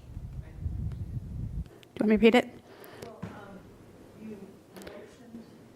So the item was, okay, so the item was 12.3 Napa Broadcasting contract renewal, and the motion was to add, there was a list of topics that were mentioned that were part of the discussion, and I motioned to add, and I said in quotes, and Napa Broadcasting's involvement in local elections, including trustee elections, unquote.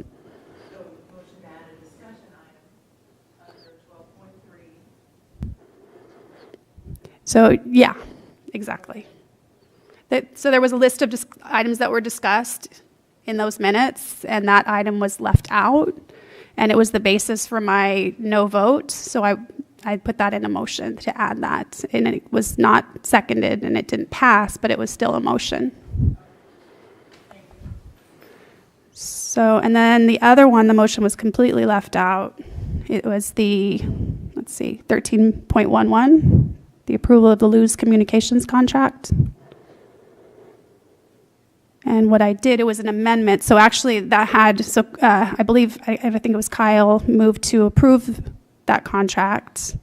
And then I moved to amend the motion to postpone approval of that contract until the board saw and discussed the results of the Godby survey and the campus survey. I don't recollect, and I didn't have time to go back and review our meeting minutes on recorded, so. I did. I'm sure you did. Yeah. So Kyle moved to approve the motion, and then I moved to amend the motion to postpone the item until the board saw and discussed the results of the Godby survey and the campus survey. And there was no second. The motion died. And then it's actually quite complex because then Kyle wanted to do all the. I don't recollect, and I didn't go through and look at them, so we don't have a motion on the floor, so without having looked at it, I can't approve. Actually, you know what, I'm not sure. Okay, I take it back. I'm confusing the minutes now because, yeah, never mind. Take out Kyle out of that discussion. I don't know what else happened. All I know is that I moved to amend the motion. I don't know who moved to approve it. I just know that I moved to amend the motion to postpone approval. Mr. Chair, are we approving minutes or are we writing new minutes? There's no motion listed. I know, I'm just curious as to what we're doing. We're adding in my motion that I made that's on the video, and I sent it out to everybody so you could also watch the video if you had a question. I think Kyle's point is that there's no motion on the floor to make that amendment to the because usually we do it with consensus, right? So isn't that what we've been doing? Right, when everybody agrees to approve them. Right. You're asking to change them, so you need to make a motion to change it, right? Well, in the past, we've just said, is everybody okay? Does everybody agree with these changes? And we've done it by consensus. That's what we've been doing. Not changes, we've actually voted on changes. You can make it a motion. Yeah. Okay, so do I have to repeat all that? Both the changes in the motion? Is that your motion? Just tell us that you're making a motion to make those changes. Yeah, I'm making the motion to make those changes. I'll second. I'm not sure what those changes are. Okay, so the changes are that, so we're required to record board actions. It's not an option. The actual, what you want the minutes to say. I sent it out. I emailed it out. So now I can repeat it again. So for item 12.3, the Napa Broadcasting contract renewal, I had moved to add and Napa Broadcasting's involvement in local elections, including trustee elections. That's one thing. And then under item 13.11, I moved to postpone approval of the Luz Communication Services contract until the board saw and discussed the results of the Godby survey and the campus survey as a group. So we don't need, I think all we need, because all we're doing is I'll direct you, recording actions. I don't think all we need is, there was an amendment, a motion for an amendment, and it died, right? You have to capture the language of the motion. You can't just say somebody made a motion, and that it has to capture the language of the motion. Well, we always say motion and a second, and who did it, and that's all we say. Can we call the because question? usually we have to actually record what action we took. So right, we record the final action, but that's not a final action. No, we record all actions, and all motions need to be recorded, and those were motions so that I made. we do have a first and a second on Amy's motion. And I think, Carolee, have you captured that motion? So if we could get a vote, Catherine? It doesn't, there's no vote There's no possible in vote? here. Yeah. Okay, so everybody in favor of the motion, say aye. Aye. Aye.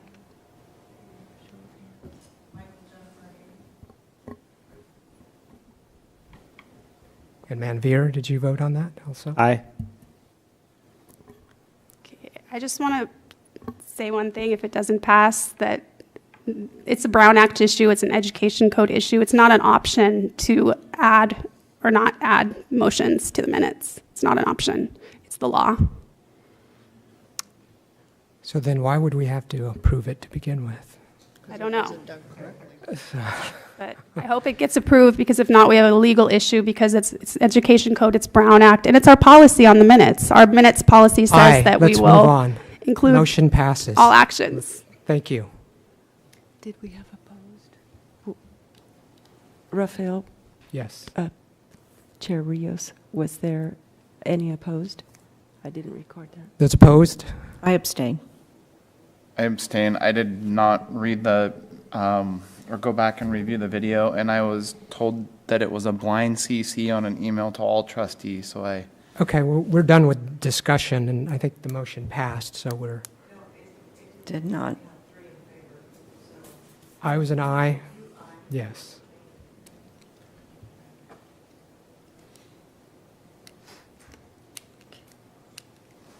Now, we're down to item 12, which we moved the ARs, but I don't see a reordering here. Is that, We need to refresh. I did.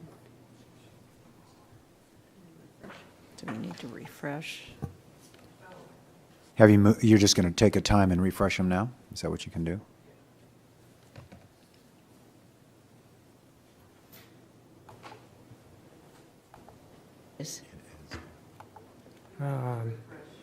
yeah, now it's making me sign back in. You can use this one if you need to while you're signing. Okay, thank you. I just want to point out to the board that these are ARs. These are not items that the board actually approves. So they're just here for us to give a little feedback. And with that, I'm going to limit discussion on these items for no more than 10 minutes, but I'm going to turn it over to the chair of the committee to present this. Mary Ann? Did everybody have an opportunity to read these, to look them over? And I guess my question is, after looking them over, because what happened is Rosetta and I met physically, sat down and redlined some stuff and made some little adjustments, and then Trustee Baker also looked them over, and she was not able to attend the meeting, but she did send us over her thoughts and her input. So these 4 ARs are a combination of all of us going through it, making, slight adjustments. I think that staff was pretty spot on as far as what we're trying to get across with some of this information. So I think that they're all pretty solid. But if anybody has any input or suggestions further, we're open to it, to give the feedback, and then the staff can do it from there, take care of it from there, as it's an administration function. Are we going to take one at a time? No, just, I think just if there's anything about any one of them, otherwise we don't need to talk about it if nobody has anything, on one of them. I had just 2 things that I had emailed that I would like to just kind of see what the temperature is. One was on the time limit for board reports. My main concern was policing that. I'm not a big fan of creating rules that we're not going to enforce. So I personally would just like to have something that says, let's just keep it brief and to the point. That's my feeling. The other one that was on the agenda items, it stipulates how a member of the public could put something on an agenda or request something to be put on the agenda. And I would just like to have it, that same language apply to board members as well, which I think is kind of our practice already anyway. I'll piggyback off that. Amy. She's done.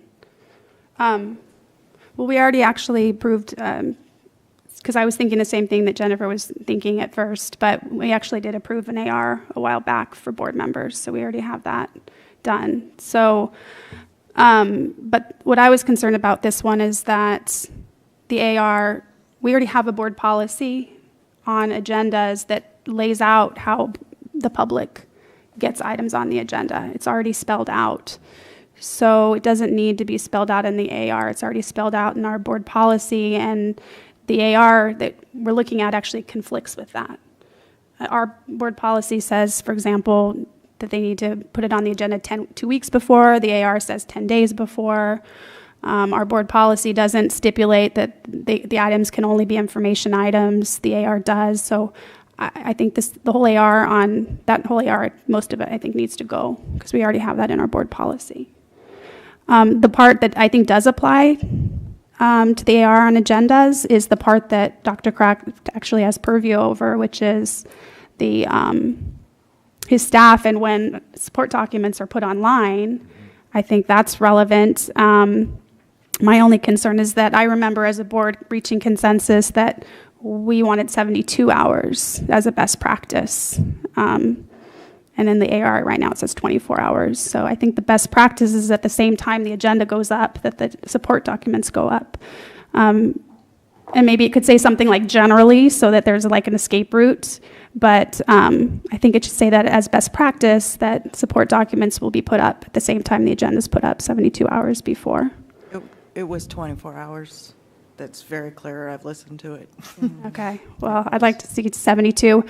And then based on the email Dr. Kraft sent out, there's the backup language, what happens that might want to be added, that when it's not presented until the meeting, that then at that time it will be presented to the public. I think that legal language would be great to have in there, that in general it's 72 hours when the agenda goes up, but if it doesn't, that at the time that it's presented to the board, that it will be made available to the public. I think that would be a good thing to add in there. Yeah, are you all clear on that? So if we hadn't posted anything tonight, and then we showed it tonight to all of you, then we'd have to post it within 24 hours for the public to see it, to then view it. So from tonight, within the next 24. I was confused because when you cited the law, it said that at the same time that it was presented to the board in a meeting, it needed to be made available to the public. But then you said something about 24 hours. I was confused. Pieces. So if a piece of information is shared with a quorum for members of the board, at that point it needs to be shared with the public. If it's not, in other words, it's a piece that's in a subcommittee or something like that, it can wait to get posted. And at the very least, and law really directs us to say, if you're sharing something at a meeting, you have 24 hours after the meeting to post that. And we talked about this a little bit today, and part of the background is that we'll get materials in from people that we don't really know. I'd like you to show this at the meeting. That's more difficult because we don't even read the emails in the last couple hours that we received, so that's tough. But basically what we're saying is you have 24 hours if we present it after the meeting to post. If you don't, then you're out of compliance. So you But just said that's that law, so that doesn't necessarily need to be in an AR. No. That's law, and it would be. But all of our policies and ARs are based in law. I mean, they're always cited at the top, the Ed code or the government code. So they should all be based in law, but it's making it explicit so that people know, what's going to happen. But just now you said again that if a quorum sees it, then it needs to be made available to the public right then and there, right? So when we have a meeting, that's a quorum. So when at the same time we have the board meeting, if it's presented then for the first time, at that time it would need to be made available to the public, correct? I think it's Made available to the public Prior. within 72 hours. Yeah. If you send it to the board 5 days in advance, you have to get it to the public within the next 3 days. If you present it at a board meeting, you have 24 hours after the board meeting to post it for the public. Well, the thing because I actually put it here because you sent it to us, it says, if a writing that is a public record is distributed less than 72 hours prior to that meeting, the writing shall be made available for public inspection at the time the writing is distributed to all or a majority of all of the members of the body. Well, wouldn't it be made available to the public right here when they present it to us, Right. and you put Exactly, a go up. copy out on the table? No, it actually is available to the public, whether they're not here. I mean, this is a public meeting. Well, that's my point. So it is at that point available to the public. And we So- don't send things to the board before we send them to the public. It's simultaneous. Right. So, but it You would happen understand at the Raphael's point? right at the meeting. It would go up online because we're Well, no, viewing not it. necessarily online. Here, it's presented here, the public has access to it. You're saying so? You're saying the online version will go up within Yes, 24 exactly. hours? Okay. May I just suggest that when the administrators are looking at this, that we're sure that it complies with the law and it's consistent with the board policy? We were waiting, I mean, this is our opportunity as staff just to kind of hear your conversation. So, and as a reading, so we'll work our way back through this as well. But we're all taking notes. To move on to if there's another policy, somebody has a question. We are actually at about 10 minutes already and didn't get quite through. I have another policy. Hang on, I just Jennifer wanted to was- clarify what was just said. Does that mean that if we have consensus on the proposed AR and it conflicts with the board policy, would you be coming back with an amended board policy so that the two would match? Is that what you said? No, the board policy is our part of it. The ARs are administration. Okay. So what I suggested was that the administration go back and look at this and make sure that it's consistent with our board policy and the law. So then if there are inconsistencies, then we need to revisit the AR then? Not us, the administration. Okay. I think this is kind of your public opportunity to really talk about it. In other words, my job is to make sure there's nothing in AR that's contrary to law and contrary to what existing board policy. If we really discover a thorny issue, then I would bring it back to take a look, but chances are you're not going to see these again. Amy? Okay, so the AR 2200 board duties, responsibility, and board reports. That's mainly, it's about our board reports. So I thought that it was more appropriate to relate that to our communications between board members policy, because board reports and everything we do in the meetings, that relates to communications between board members. And for that one, I don't think it should be in an AR. I think it should be, if we want to make changes, we should make changes in our actual policy, because only the board chair can enforce these board member reports. The president doesn't play that role in our board meetings. So I think if we want to make changes to our board reports, I think that should be under our communications between board members policy, not in the AR. Because again, Raphael has jurisdiction over that, not the president. If somebody steps outside with the board reports, you're not going to say anything. It's going to be the board chair that's going to have to speak up and say something about that. So that's just one idea. And then second, related to our board reports, I just wanted to add where it says the content of them. So it says, first of all, I'd like to get rid of the word primarily. That it says it should primarily be related to the college. I think we did reach consensus they should always be related directly to the college. And I think primarily opens up a door. So sometimes people could be talking about things that aren't related to the college. So I think I'd like to take out the word primarily. And then add brief announcements, because the Brown Act allows for both us to discuss our activities and also brief announcements. So I just wanted to add in brief announcements, so that our board report should be brief, like what Jennifer said, and to the point, and should be directly related to the college, and that they could include both activities and brief announcements. Thank you for your comments. Anyone else? I'll wordsmith that first line again on Board of Trustees' individual reports will be focused on events and activities. You don't need should in there. And not primarily. And brief announcements. And I just had one last thing, which is I just didn't know where it came in, the whole thing about that people don't have to report out on communications with the public.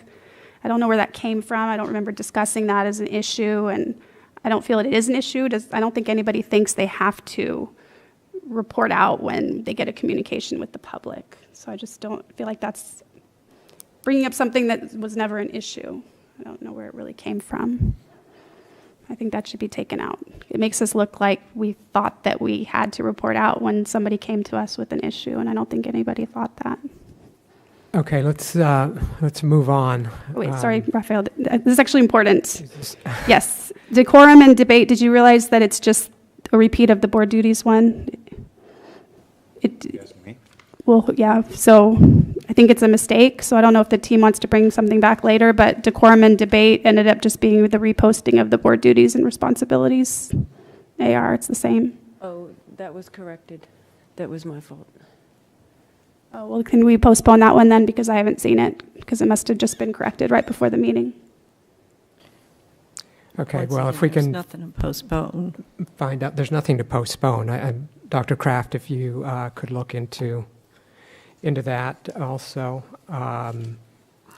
Did that just take us through all of them? Were we good? Okay, thank you. On to 12.2, review of the 2018-2019 planning and budget development process. Is that you, Bob?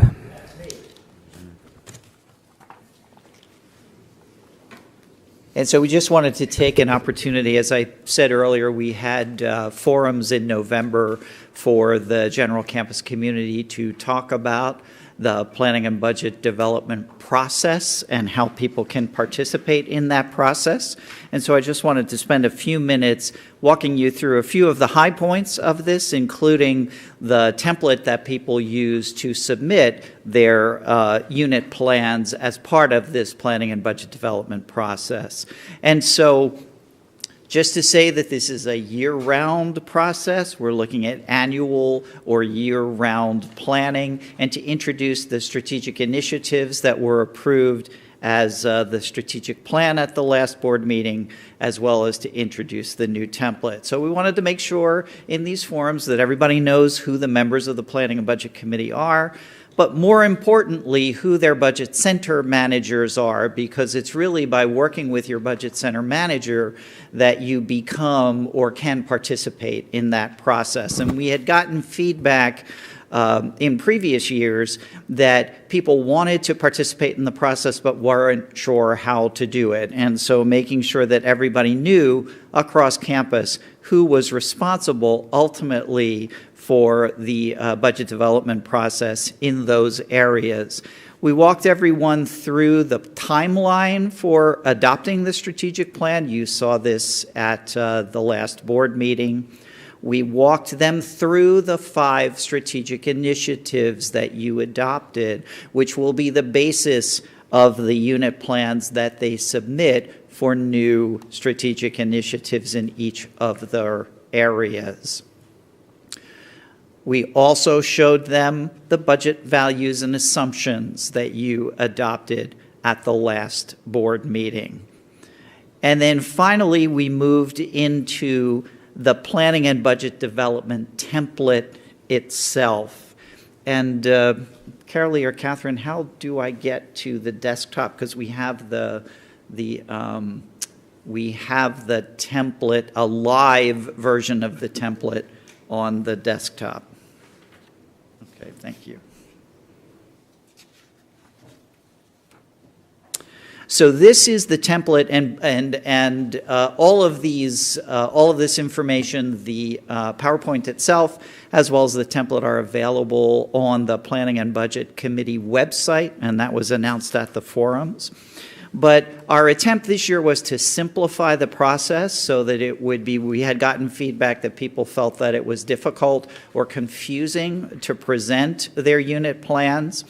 And so what you see on the screen is the entire planning and budget development template. If you are introducing a new initiative that is related to the 5 strategic initiatives, there are just a couple of simple steps for you to do.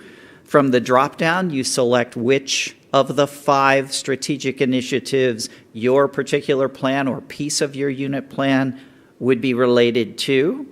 You have a few columns to fill in, indicating who, meaning which units, are involved in the initiative. So if it's your unit, simply your unit, that's all you put in there. But hopefully, if you are working with other units on initiatives that cross areas, you'll indicate both or all of those units here. The next column, what is the initiative? So what is it that you are hoping or attempting to do? Unit level measure or indicator of success. Why is the initiative being undertaken? And most importantly, what are the results or outcomes that you expect to achieve? And how will you measure success in achieving those outcomes? And then finally, in terms of resource allocation, what do you need to implement the initiative? So what are the additional resources? And you may have 3 or 4 rows associated to one initiative because you need multiple items in order to do it. You might need equipment.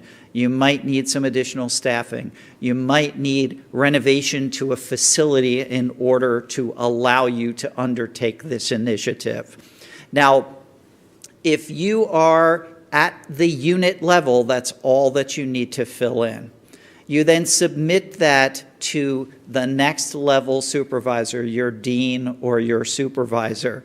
It's your dean who then is responsible, or your supervisor, for identifying with each of these rows what type of need is it. Is it a technology need? And notice it says if it's technology, consult with institutional technology. So if you need some additional technology equipment, loop the institutional technology group in so that they can advise you as to the best equipment. If it's a facilities need, I need to renovate a particular area on campus, consult with the facilities department. Equipment, and when we say equipment, that's separate from any kind of technology equipment, so that would be something specialized to your particular area. In that case, you or your dean are really the experts in what equipment you need. And then finally, staffing, and it says consult with human resources. And this is a change that we made to the template this year to combine all of those things onto one page so that we're really capturing everything that you need for the initiative on this one form. Estimated cost, that's based on the information that the dean or supervisor gets from either human resources, if it's personnel, IT, if it's a technology need. That estimated cost would be filled in. And then finally, one column, is it a one-time need or is it an ongoing need? And there may be some things that are one-time. Most one-time needs result in ongoing needs in the future. So, you know, I purchased software today, and I purchased that software for $25,000 that will come out of the 18-19 budget. But I probably have annual licensing fees of a couple thousand that I'm committing the district to in future years. And so if that is the case with your initiative, then you've got both a one-time need of $25,000. We need to include that if your initiative is approved in the budget for 18-19. But then we also need to know that going forward in 19-20, 2021, that there's a $2,000 cost annually associated with this particular initiative. Now, these are new initiatives related or associated with those 5 strategic initiatives. There's also a tab here for operational continuance. So there may be an initiative that we undertook last year or the year before, and as a result of the success of that initiative or changes in the needs to continue that initiative, there are some additional expenses that we're going to incur, and so that's where operational continuance comes into play. It's to continue to support those things that we have been doing in the past. And so we had a conversation, so we've introduced this to the campus community, let people know how it works.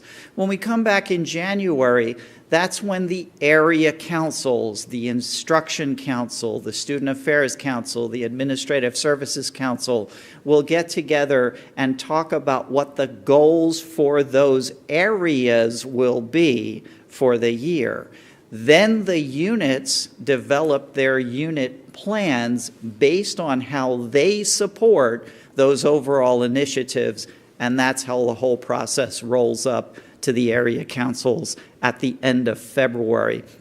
And when we talk about year-round planning, as we said in the workshops, if we had unlimited resources, and we don't, but if we had unlimited resources, we couldn't possibly in 1 year achieve all of the activities that we'd like to undertake to support all of these 5 strategic goals for the college. And so we recognize that as the area councils look at developing these plans for 18-19, that it's really what we do in 18-19 then prepares us for what we're going to do in 19-20 and in 2021 and going forward. And so it really is, that prioritization doesn't mean that my initiative won't happen, but your initiative needs to happen first so that my initiative can build on it. And so really, those unit plans that come up are not just for 18-19, but are also positioning us for the future as well. And so just wanted to come in and share the information that we've shared with the campus community about how that process is working, and the process will be continuing as we look at the timeline. At the end of February, the individual unit plans are due to the area councils. The area councils review them in March. They come to the President's Cabinet in April, and then result in the development of the tentative budget that will be presented at a campus forum in May and brought to you for approval in June. And so we'll keep you posted as we go through the process on the progress that we make. Mr. Chair, I just had a comment. That was impressive, and I can only imagine how much time and how many meetings it took to put it together. I had one quick question. How many area councils do we have? We have 4 area councils. So it's the Office of Instruction or Academic Affairs, the Office of Student Affairs, the Office of Administrative Services, and then the President's area. How many units do we have? Wow, that's never mind. Is there a list somewhere? Well, is there a list somewhere of all the units under all these different area councils? So actually, if you look at, so we don't have them designated by area council, but that list of budget center managers is pretty much the list of units that we have. That's included in the presentation. The lion's share of the unions are under the units are under the Office of Academic Affairs. I did have a question about the operational continuance. Is there some level of assumption for some things, or is this really an attempt at zero-based budgeting?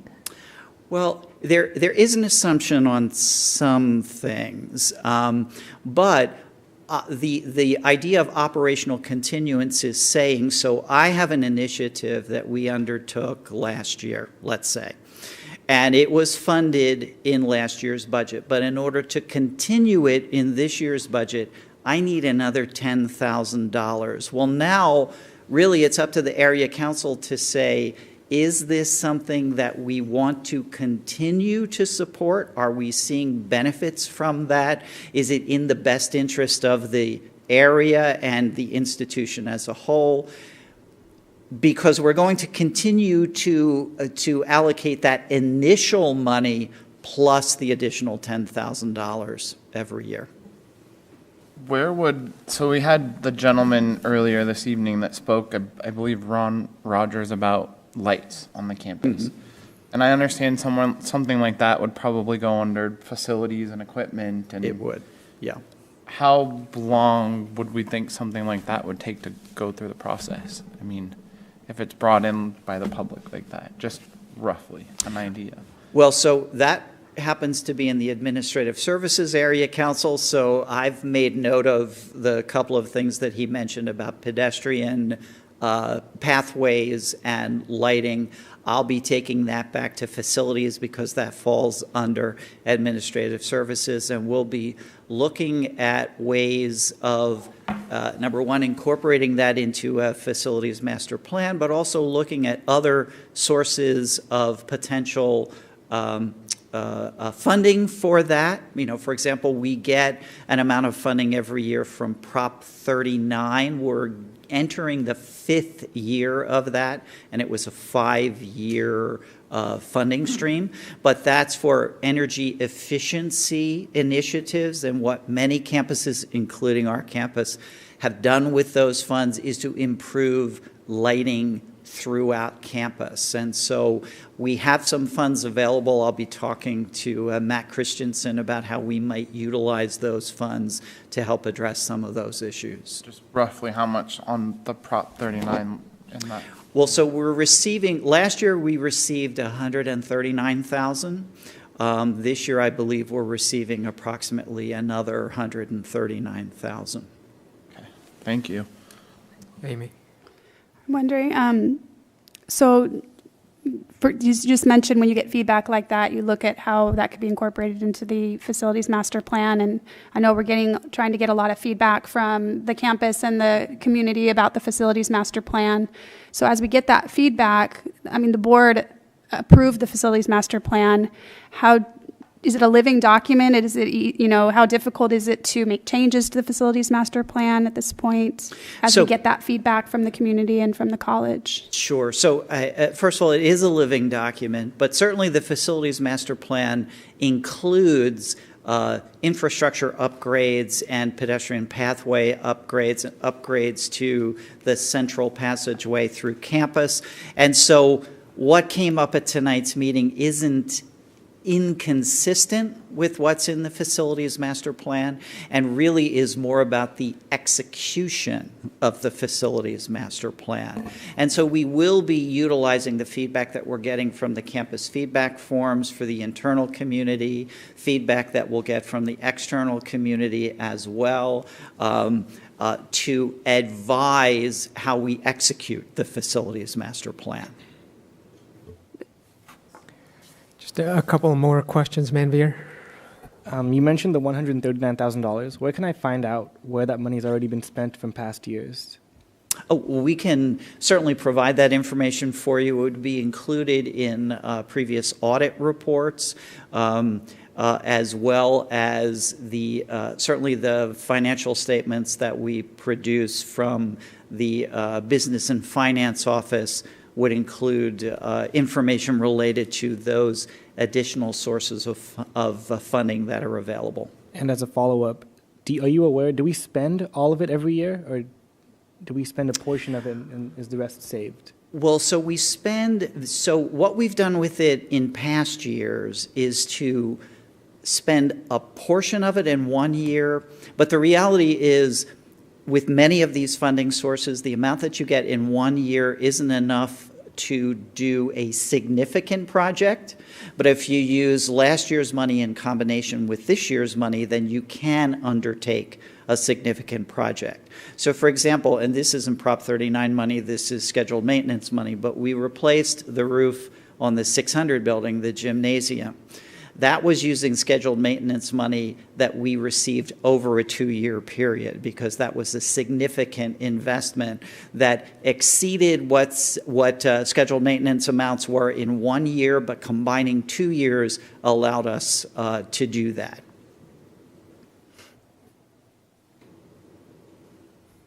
Really, Michael? Oh, sir. Thank you, Chairman. I just have, well, two questions. The first question is your earlier statement about the audit. Could you clarify that? Back in December of 2013, we had a special meeting to approve or accept the audit, and that had to be done by the end of the year, and I thought I heard you say... It does not have to be done by the end of the year, and we confirmed that with our certified public accounting firm. And so while it would be our preference to have it done by the end of the year, we also want to allow for a thoughtful discussion of what's in the audit report and the opportunity for the certified public accounting firm to come in and do a presentation and allow for conversation and questions about the audit. And so for those reasons, we're bringing it back at the January meeting and not suggesting a special meeting in December to rush or quickly move for acceptance. Thank you. And thank you for your indulgence, sir. Thank you. Thank you, Bob. Thank you. 12.3, reading of new, revised, or to be repealed board policies. We pulled that part. Oh, did we? So now we're on Didn't the come off, huh? core indicators, I think. So what shows is 12.4, or am I looking in the wrong place? Yeah, that's right. 12.4, Core Indicators Report 2016, 2017.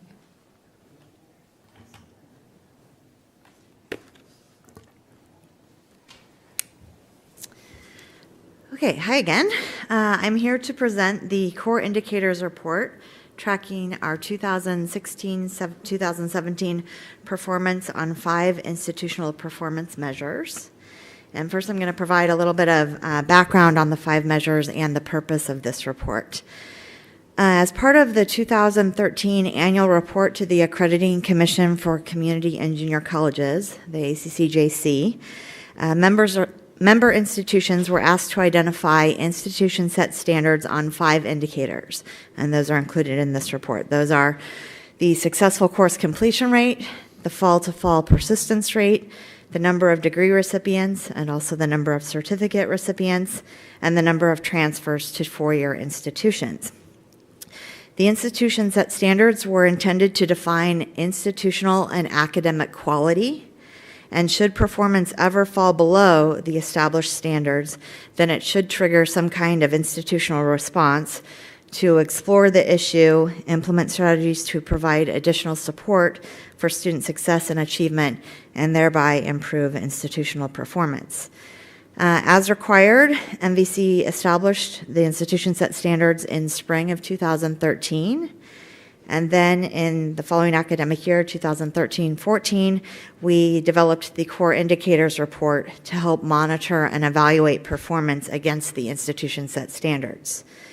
The Core Indicators Report has been established as a regular report that is produced annually by my office, RIPPY, and it's presented to the Board of Trustees, and it's shared with the campus community as well as the public through the college website. The Core Indicators Report is designed to help address at least 2 accreditation standards, and those are within the standards related to academic quality and institutional effectiveness. Standard 1B3 states, the institution establishes institution-set standards for student achievement appropriate to its mission, assesses how well it is achieving them in pursuit of continuous improvement, and publishes this information. And then directly relevant to you, board members, is that within the standards associated with the governing board, Standard 4C8 states, to ensure the institution is accomplishing its goals for student success, the governing board regularly reviews key indicators of student learning and achievement and institutional plans for improving academic quality. The Core Indicators Report provides a snapshot of MVC's recent performance relative to the institution-set standards, and the report included in the agenda for tonight's meeting compares our 2016 performance against those standards. This one-page snapshot provides information that board members can share with constituents in the community, and I want to highlight a little bit of the content of this particular report. First of all of the institutional standards were met in 2016-2017, and that's conveyed through the check marks at the bottom of each of the columns. In addition to reporting the performance at the institutional level, which is kind of on the first row or the top part of each of those columns, the report includes some drill down to monitor, for example, successful course completion rates among certain types of courses, to track persistence among subsets of students, and in this case it's based on their enrollment status, first time and continuing, and to report transfer by institution type in that final column. As indicated in some of the report narrative toward the bottom of the page, MVC conferred 218 associate degrees for transfer last year, and that represents 42% of all degrees conferred. This has grown by leaps and bounds as we've introduced those ADTs. Also, approximately half of all degree and certificate recipients took at least one basic skills course while attending MVC. A couple of key takeaways from the core indicators report are that we are monitoring our institutional performance as part of our regular established effective practices associated with institutional effectiveness. And again, we exceeded all institution set standards last year. Happy to answer any questions. Is this posted on? Okay. Yes. It's on yes. RIPI. Yeah, so if you go to the Okay. RIPI website under internal reports, there are, I think, 5, it's a snapshot for each year, so 2017 is So the we muster could take the link and we could put it on Facebook and go, look at how good we are. Absolutely, please do. Cool, thank you. Great report. This might be more for, oh, he's gone. Never mind. Yeah, I was just wondering, well, maybe Amanda might know that, so the AB 705, so would that address the basic skills? Is that what it's designed to address? Well, depends on how you define address, because AB 705 is going to encourage that rather than have students get into basic skills, we use multiple measures to get them placed. If they don't have a transcript, they can self-select. And the idea being getting them actually into a higher level than basic skills and having wraparound services or co-requisites at the time they're taking. So getting them into nearly college level as soon as possible, which is actually a different model than the remediation. So in terms of data, I fully expect that the number of unprepared students or those that aren't placed immediately into college level English and math will decrease as a result of AB 705. That is, even if we don't show up for work tomorrow, that's likely to happen over time. And as a result, because of that decrease, I would expect that that students that are defined as basic skills based on where they enter into the college curriculum will go down as well. Is there any part of the legislation to also kind of, I don't know, to use best practices or to improve those numbers, the base, you know what I mean? I think an appropriate measure that borders on what you're talking about is the time to degree, which absolutely AB 705 is designed to help address, and that's another one of our local institutional effectiveness measures that we track, and I would expect the time to degree to go down, which is part of the, I think, motivating force behind AB 705. Thank you. Manveer. I had a question regarding the fall-to-fall persistence rate. By continuing, the second box is 53.2%. Does that mean 46.8% enroll and then drop out? So what that measure looks at is students who successfully completed one class in the previous fall and then come back the next fall. So part of that 47% roughly might have gone on to transfer, or they might have completed their degree and that's why they're not here the next fall. Okay. Thank you. Good. Okay, thanks. Mr. Chair, I had a quick question before we move on to the consent calendar. I don't think I dozed off, but did we talk about, did Dr. Kraft do his president's report? Because I had a question about something, and I think we might have skipped it. It was included in other pieces. I didn't cover it all because the VPs did, but we can come back to a piece of it. I'm not sure when, but we could do that. No, you did not doze off. You were here. I think you did fall asleep. Well, maybe then. All right, that 13.1, approval of consent calendar. Move to approve. Marianne Mancuso moved to approve the consent calendar, seconded by Kyle Iverson. I just want to pull 13.6.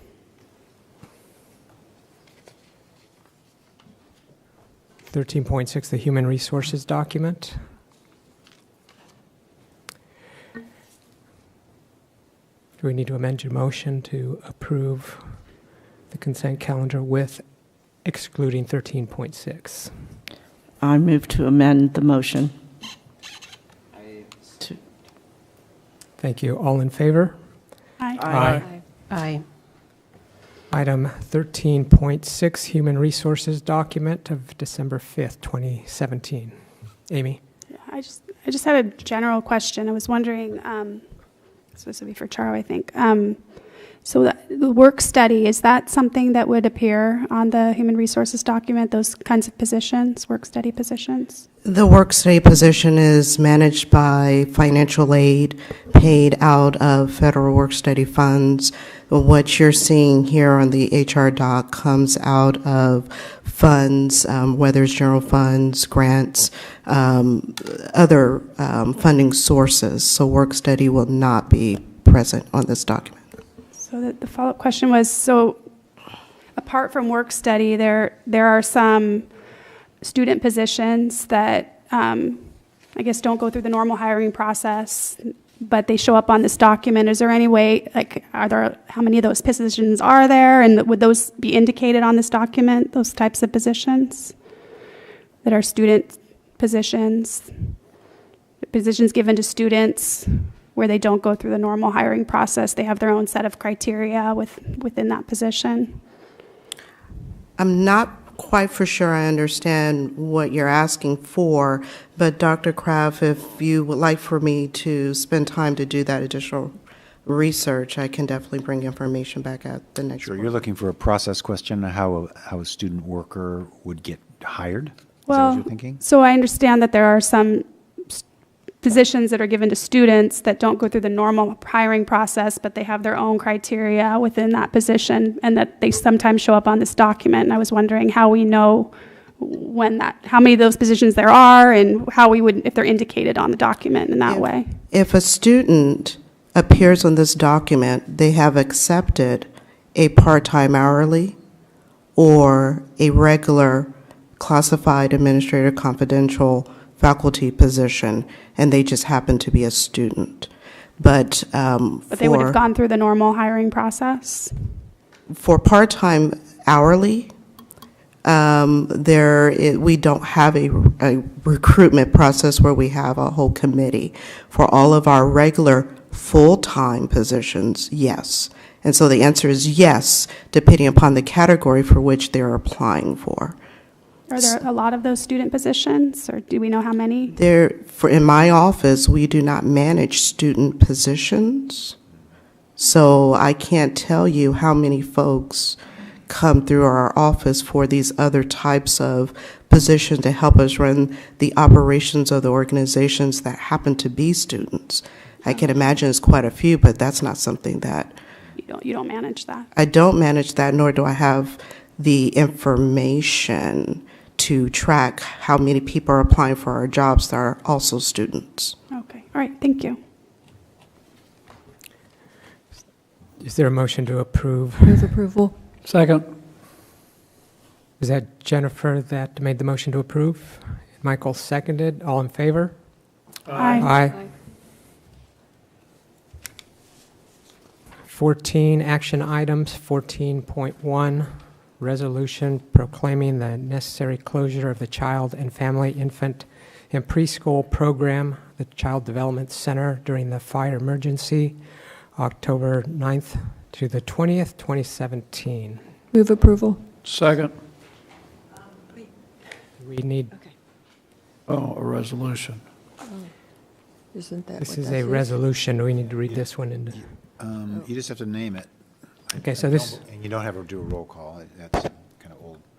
Okay, so this is the resolution of the Napa Valley Community College District proclaiming the necessary closure of the Child and Family Infant and Preschool Program Child Development Center during the fire emergency of October 9th through the 20th, 2017. We have a first and a second. All in favor? Aye. Aye. Eschewing the online voting. Oh, I thought you told us that wasn't working earlier. It does not work for the minutes or adoption of agenda because those are generally done by consensus, but it continues to work as normal for So other- no, I love the online voting. Well, I don't but- know for sure that's true. But I was under the impression it was not working. My mistake. We will be, from now on, voting by electronic means. 14.2, curriculum changes, fall 2017. Move to approve. Second. So it was Mary Ann, move to approve, and Jennifer, second. All in favor? Aye. Aye. Whoops. How fast they forget. They threw me off.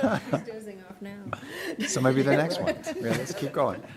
I have opened online voting. Oh. Oh, there it is. There it is. Where? That's so much more satisfying. Oh, and now it gives you a big. Yeah. Yeah. Isn't that Yes. easier for you as Yeah, well? see Because then it that. automatically does the minutes for you? It does. I'm not seeing Yeah, I should refresh. Trustee Baldini. Nothing popped up for me either. Nothing popped up for me. We're working sorry. to remedy the solution here. Could we verbally record your vote? Join look, the- there's a thing up Oh, here there it that is says now. change vote. That wasn't there. Okay. Refresh? Could be new. Aye. They did a new thing, so, yeah. Would you like to vote verbally? To refresh your. Refresh your,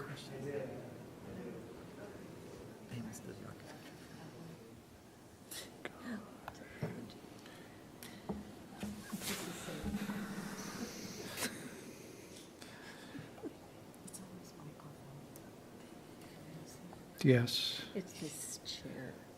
That's where, isn't that where Joanne used to sit? Did you fall asleep? Or? You can continue while I mess Okay. with this. Okay, so. I can take Mr. Sandhu's vote verbally? Okay. Okay. Okay, then that would bring us to 14.3. That carries. Thank you. For approval of Second. ratifying the financial documents. That's where we are, right? Kyle Iverson moved to approve 14.3, seconded by Jennifer. All those in favor? Aye. Vote by electronic means. I'm sorry. Well, we're getting to see And- behind the curtain. Yeah, and Manveer, you're in the voting group, so I'll have to call tech support for why that isn't working for you. Sorry. I'm sorry, Chairman Rios. The motion for ratifying financial documents? Sorry? Yes, the motion to ratify financial And documents. who was that? I moved Kyle and- and Jennifer seconded. Thank you. It's the action side of the board. Okay. I have opened online voting. It's like emerald. Close online voting. Aye. Mr. Sandhu? Aye. Okay. Motion carries unanimous. Thank you. 14.4, Napa Valley College Entrepreneurship Project. Move to approve. Second. Marianne Mancuso moved to approve, seconded by Michael Baldini. All in favor, vote by your buttons. Aye. kind of a little exciting thing we just approved right there. Hope everybody read it. Yeah, it is. It's cool.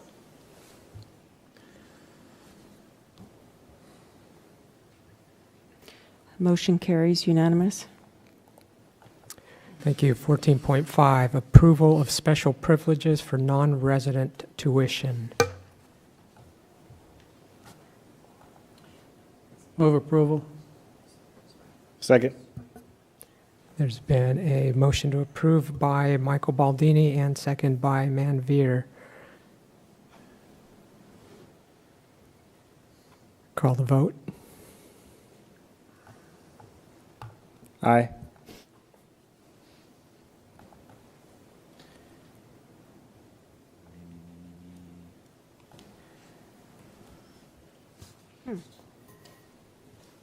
It's showing all.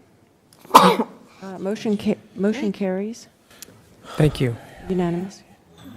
15, annual organizational items. 15.1, board meeting calendar.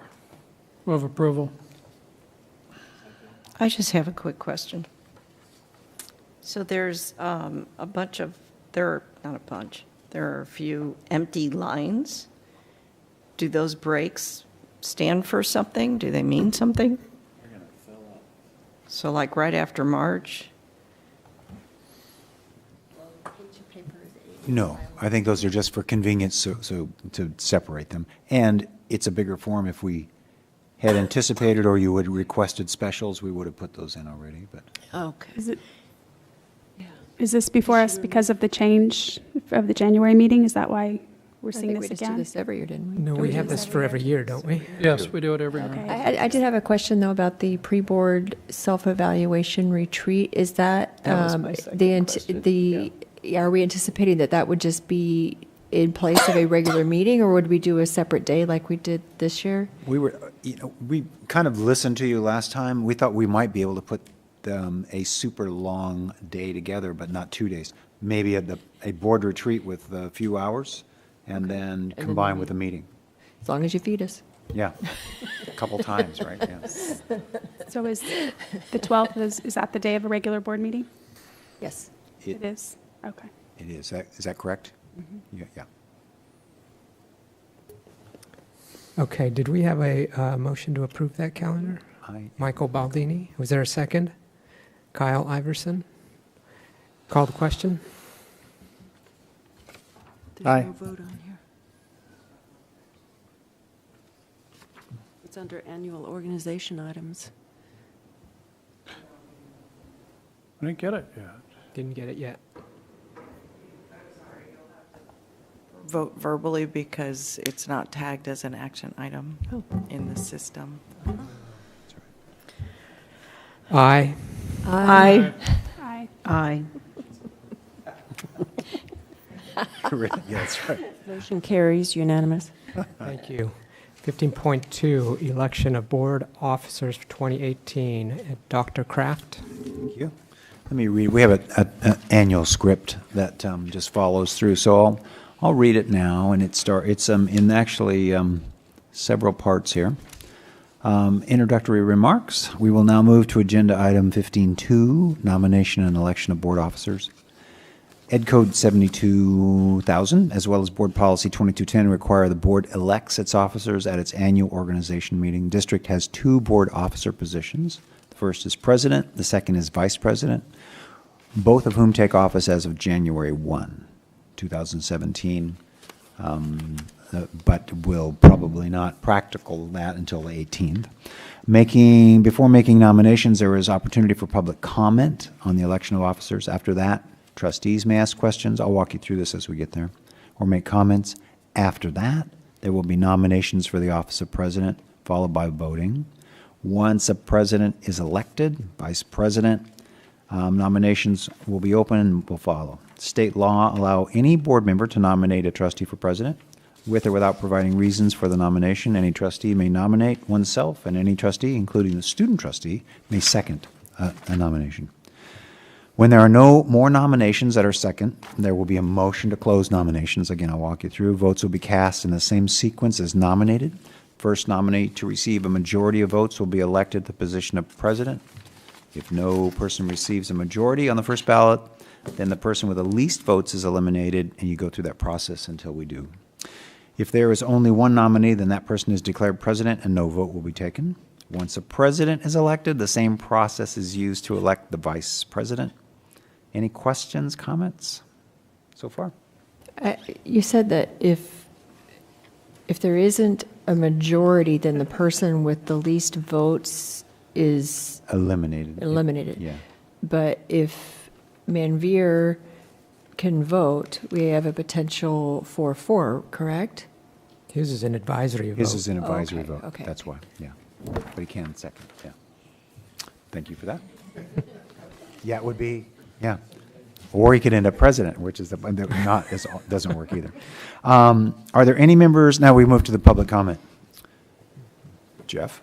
Are there any members of the public who wish to comment on the election of board officers? And we'll allow time for comment. Hearing none.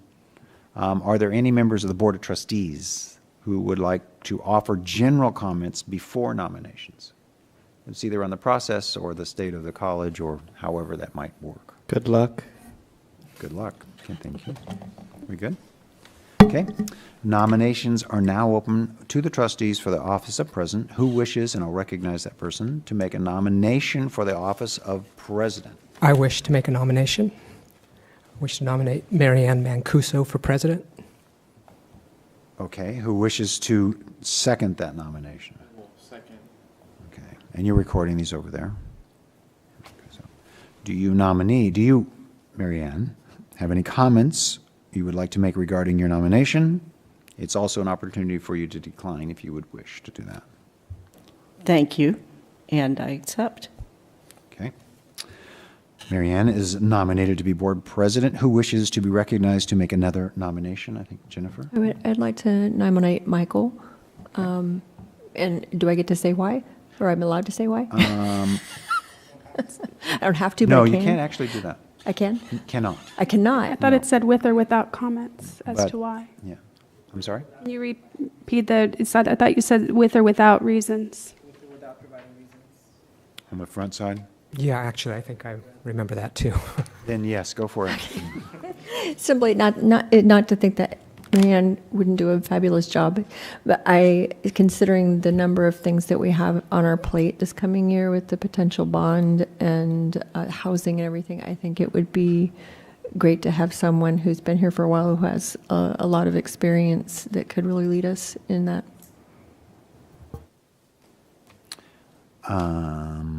Then we need a second for that. Second. Okay. And do you, Michael, have any comments or you'd like to make regarding your nomination? Also an opportunity for you to decline. I am truly humbled and honored. I respectfully decline the nomination. Okay. Any further nominations or any further nominations? I nominate Jennifer, and I'm nominating her because I think that she's proven to be fair and gets along with everybody, and I think that's part of being a board chair is trusting the person and knowing that they'll be neutral and fair to all sides. Who wishes to second that nomination? I'll second that. Okay. And Jennifer, you have any comments you'd like to make regarding your nomination? Also an opportunity for you to decline. Unexpected. I think I got red, which I don't do often. Sure, if you guys vote me, I'll do it. Okay. Any further nominations? Okay, seeing no further nominations for the office of president, there's a motion. Is there a motion to close nominations? So moved. Second. And a second. Okay, nominations for president are closed. All right. Now it's time to vote on the candidates for the office of president. Election will be made by raising hands. It's our process. A raised hand is a vote for a candidate. Candidates will be voted on in the order they were nominated. The first candidate who receives a majority vote, in this case would be 4, will be elected as president. The following members were nominated for the office: Mary Ann Mancuso is nominee A, and Jennifer Baker is nominee B. All those in favor of Mary Ann Mancuso, please raise your hands at this time. Are we only allowed to vote once? No, you could vote for her and vote for yourself, but it's going to be problematic because I'm going to go 1, 2, 3, 4, 5, 6. Okay. Thank you. You may put your hands down. You are elected. You received the majority, so you are elected board president. Congratulations. Thank you very much. Okay. So here we go for vice president. It's the same process. Nominations are now open to the trustees for the office of vice president. Who wishes to be recognized to make a nomination? I nominate Kyle Iverson. Okay. And who wishes to second that nomination? I second. Okay, Rosa Segura. Kyle, do you have any comments you'd like to make regarding your nomination? Opportunity for you to decline as well. I accept the nomination and thank you guys for the vote of confidence. Okay.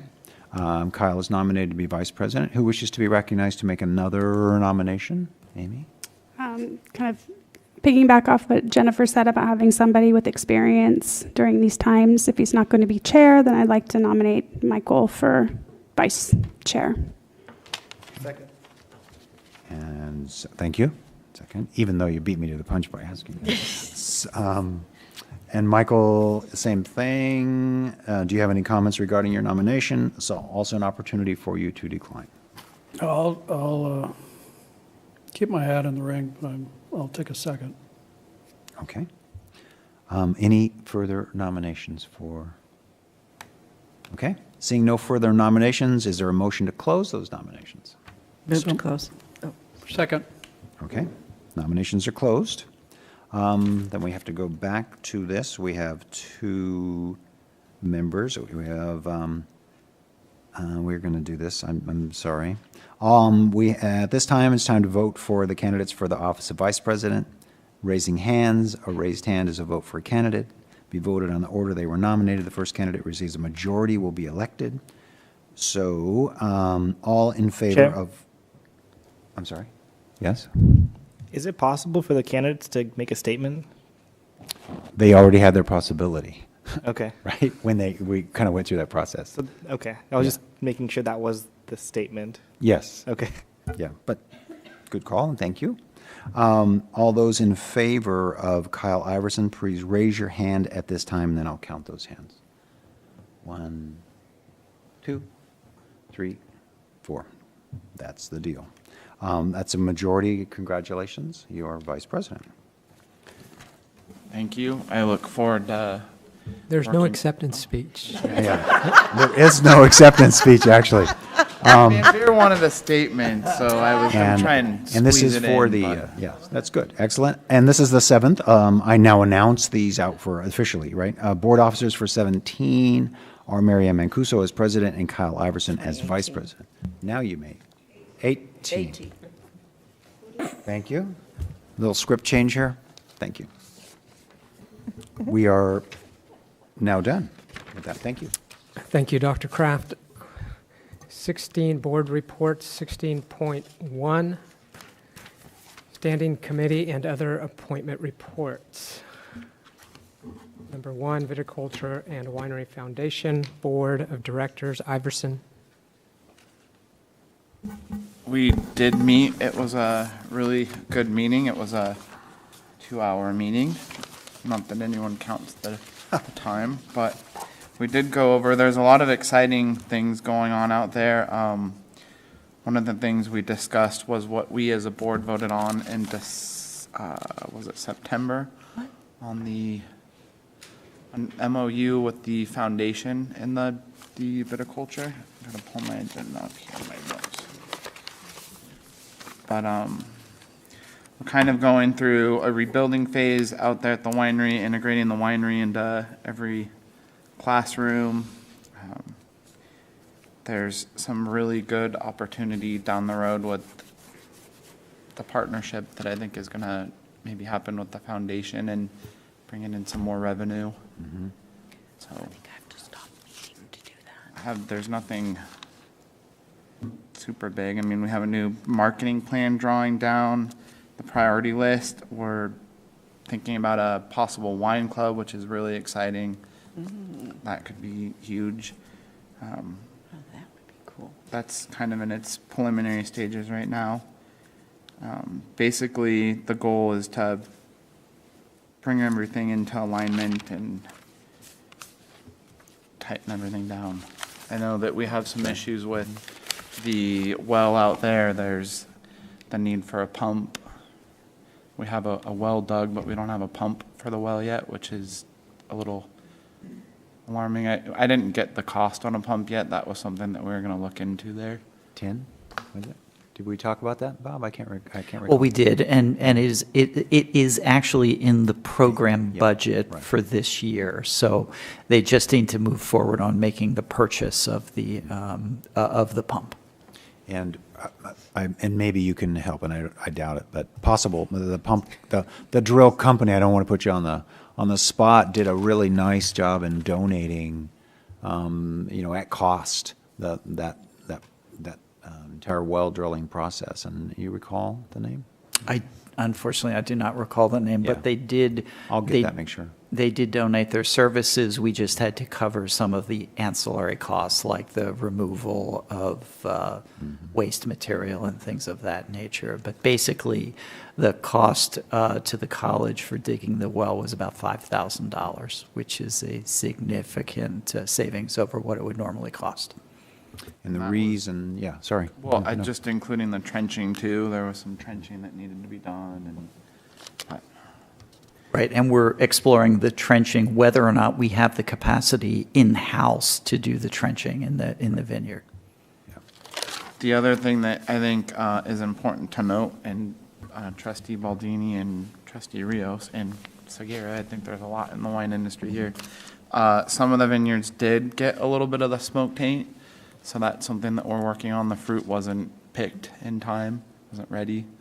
So that is an issue and needs to be addressed as to what we're going to do with that. Oh, it seems like a good educational problem. It is. Yeah, Testing. absolutely. Yeah. Yeah.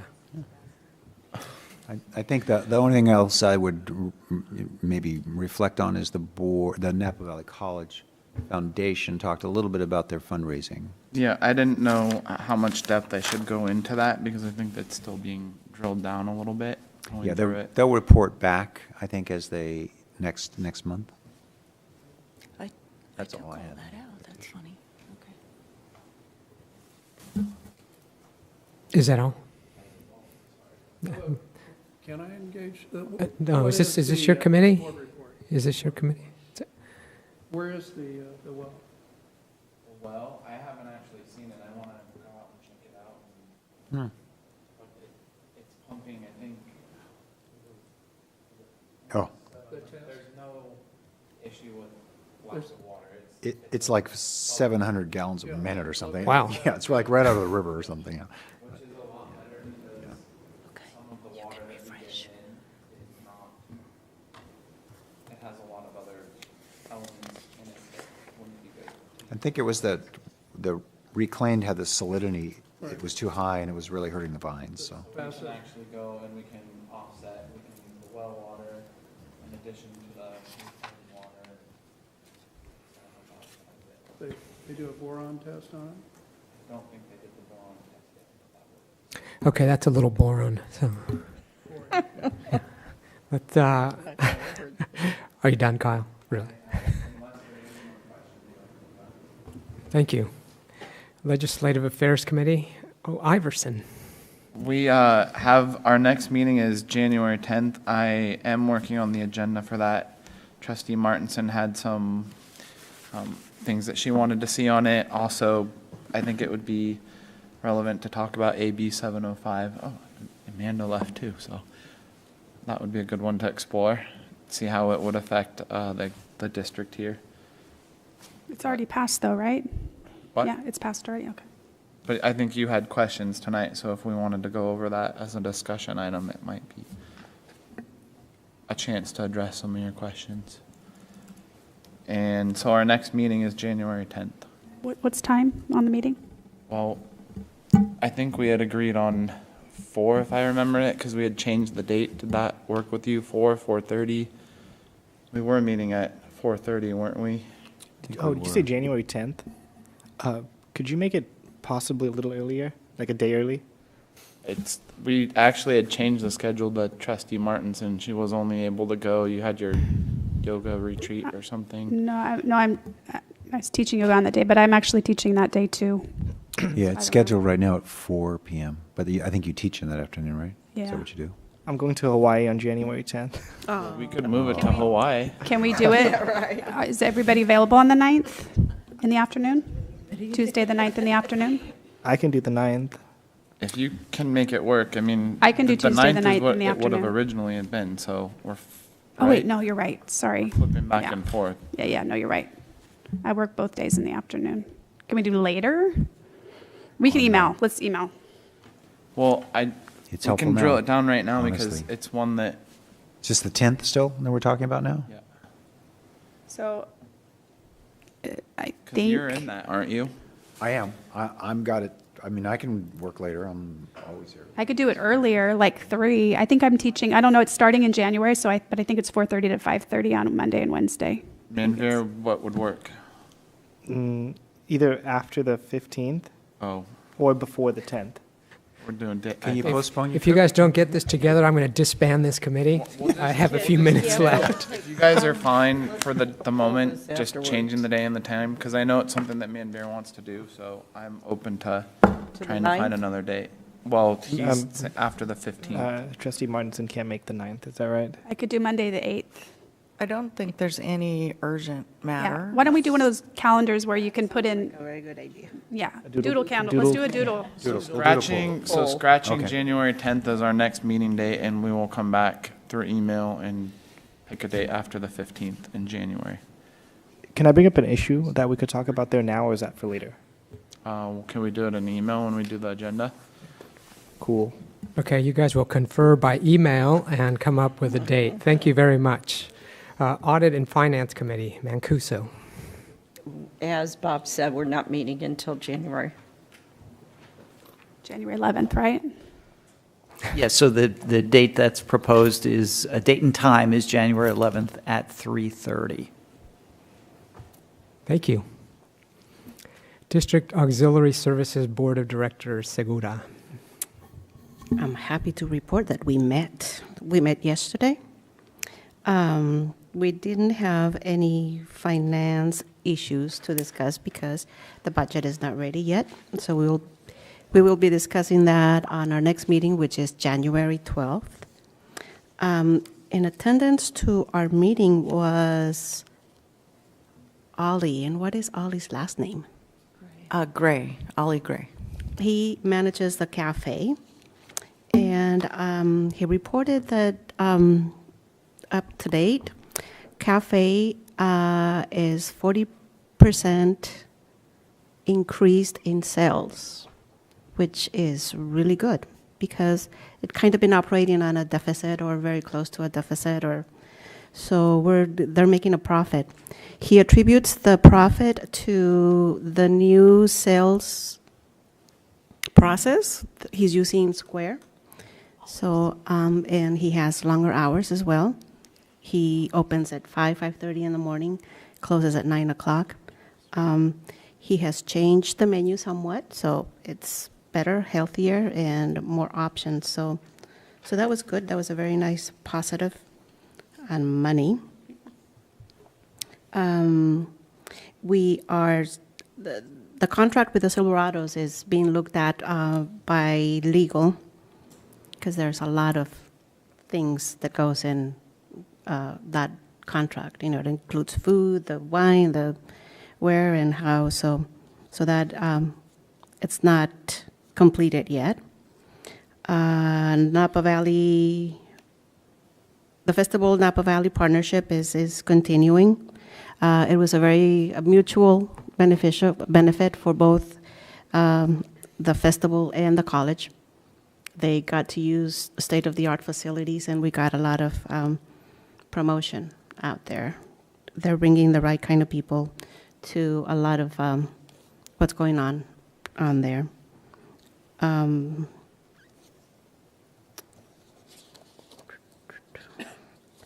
there are other issues that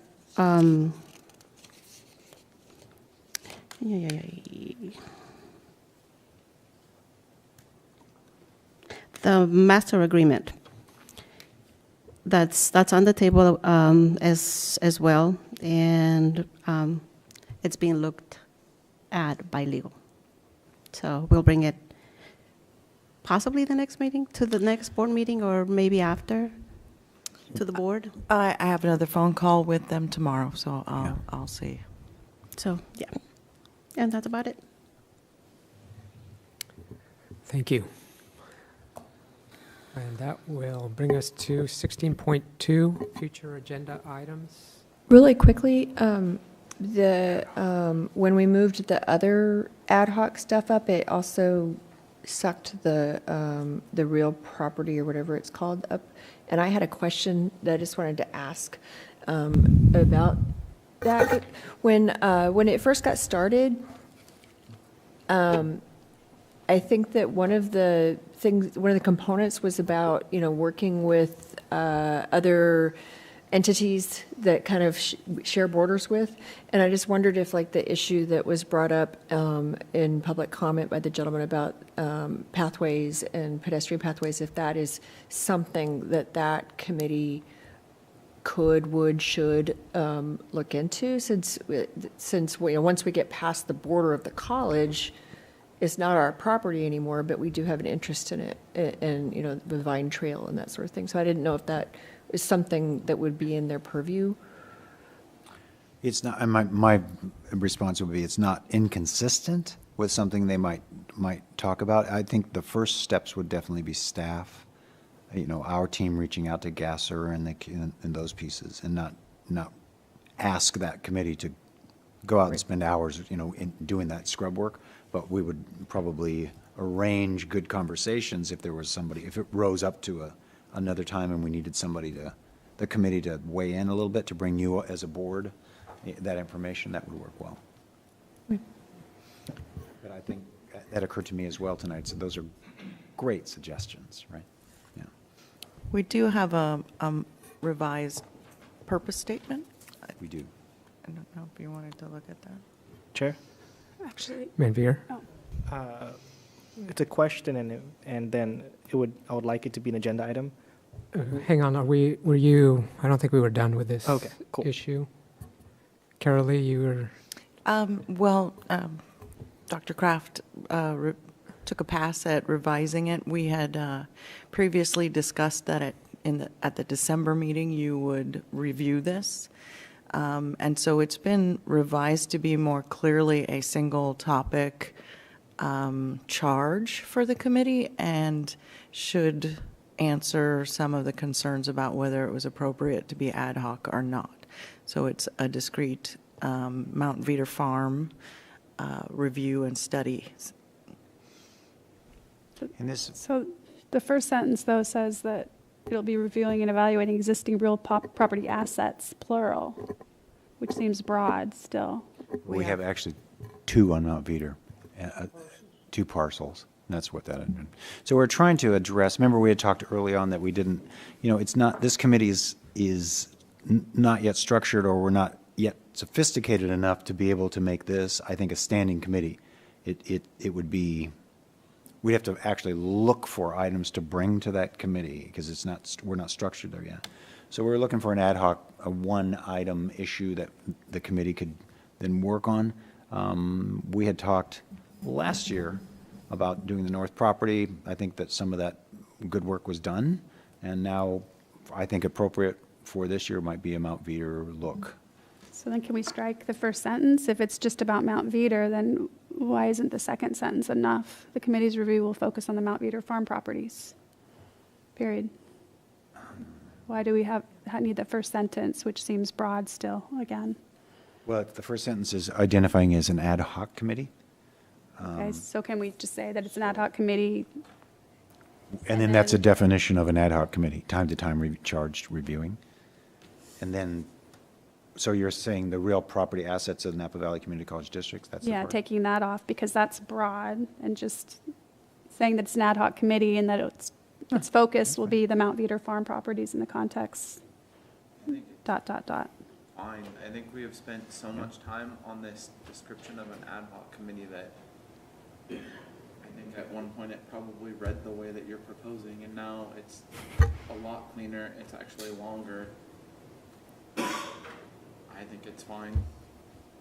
I just still, if anybody from the public read that, it would still sound like that it's going to review all the property assets, which be Mount Veeder and Upper Valley and all of the others. So I just think if it's really about Mount Veeder, I just don't understand why we need that first part. Shouldn't this be like an agenda item if we're going to talk about, it doesn't seem like this is the right place to be changing. Two things. I think this was being brought back just, I think, for discussion. I think it should be put on the agenda. I guess my other comment on that, I mean, if we're weighing in, I think this is fine. My other comment on that is that I think that the chair next year needs to reappoint the committee. And that may be a time to have this on the agenda to review and adopt. Mm-hmm. I agree.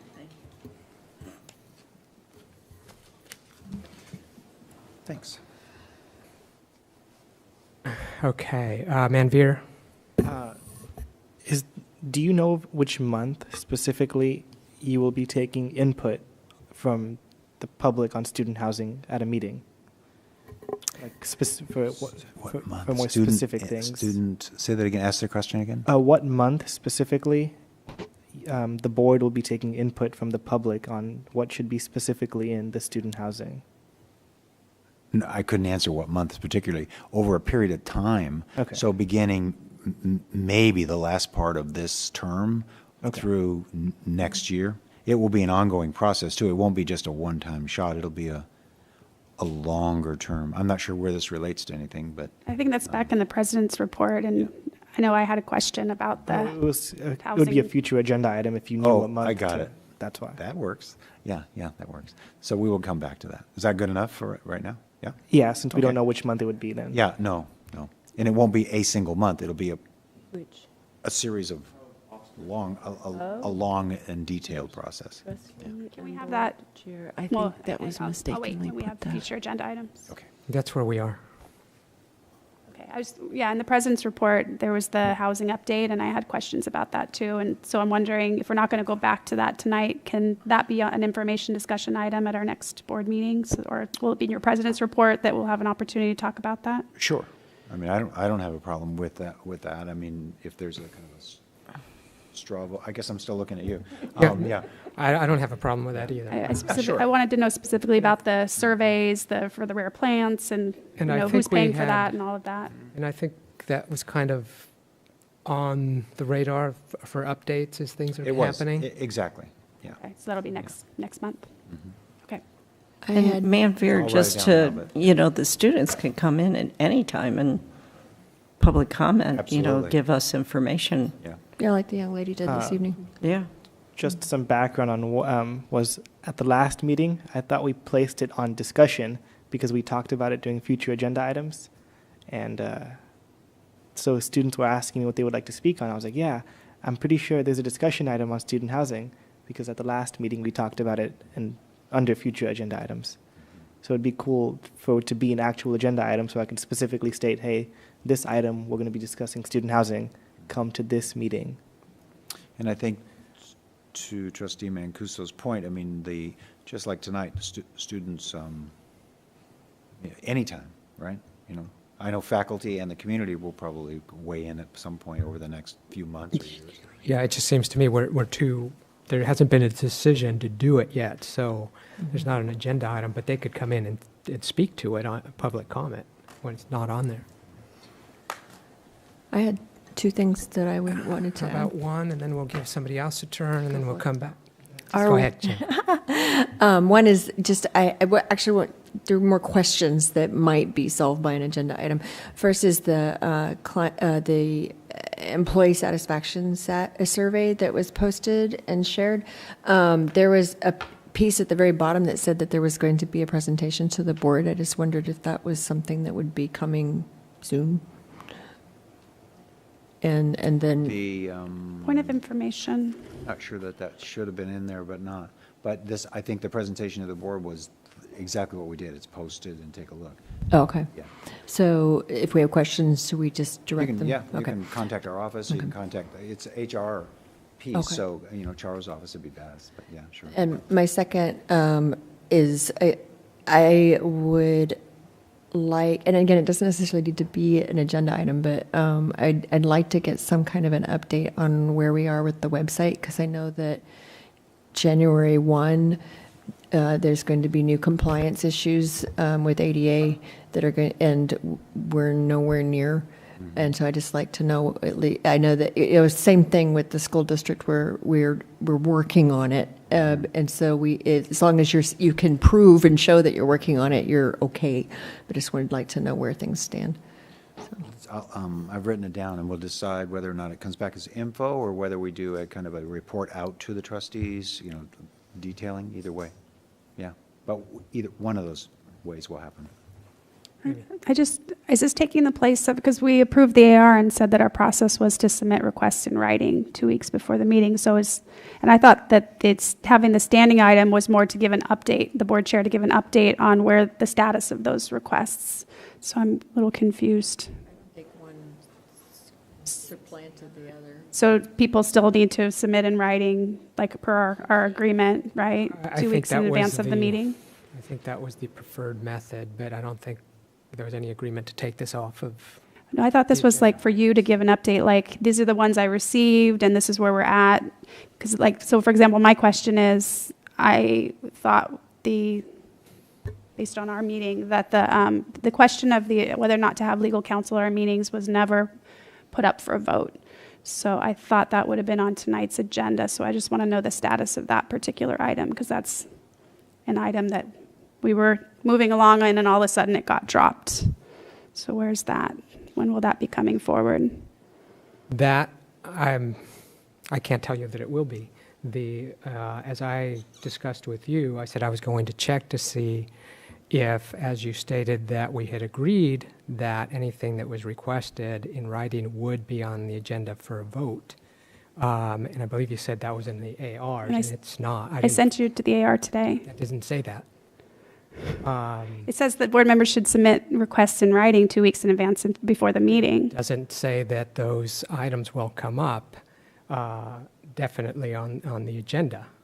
Okay, so when we had our attorney here, she said that if a board member requests something, it maybe won't come up at the next meeting, but that it should be put on the agenda.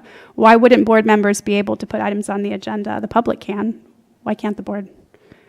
I mean, we're board members. These are our meetings, so board members should have an avenue to get items on the agenda. That on the agenda. What's that? The board was not interested in having that on the agenda. When did we vote to not have it on the agenda?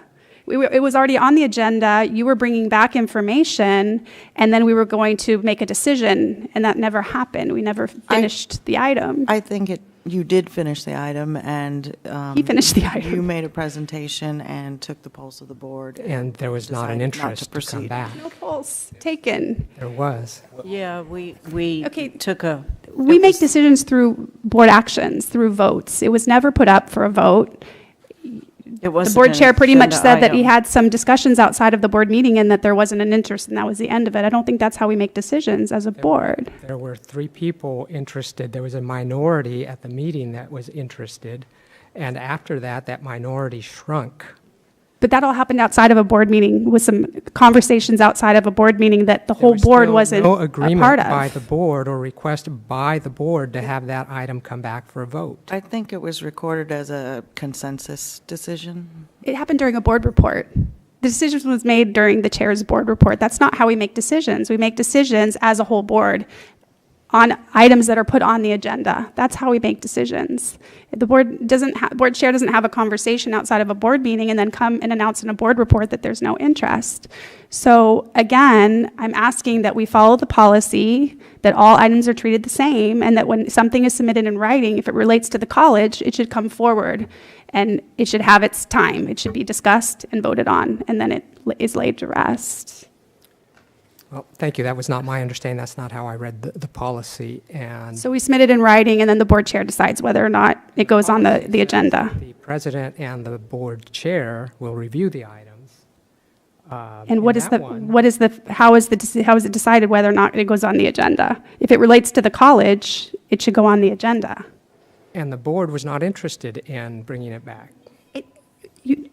Raphael, That's not this how is- I recall, and I haven't gone back and reviewed it, but I was under the impression that there was sufficient,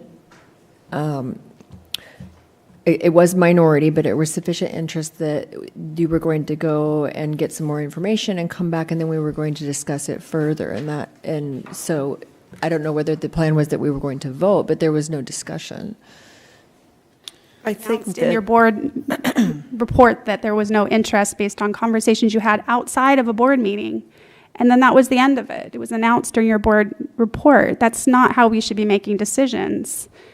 And we've never made decisions that way, ever. I think in order to take a action on it, we need more information. He was supposed to bring that information back. How much would it cost every month? Exactly. All of those kind of things. Exactly. So That's We what I had actually requested, presented that he that at bring the back the meeting. information, like anything else we decide, present it, That and we was vote on presented. it. The cost was presented.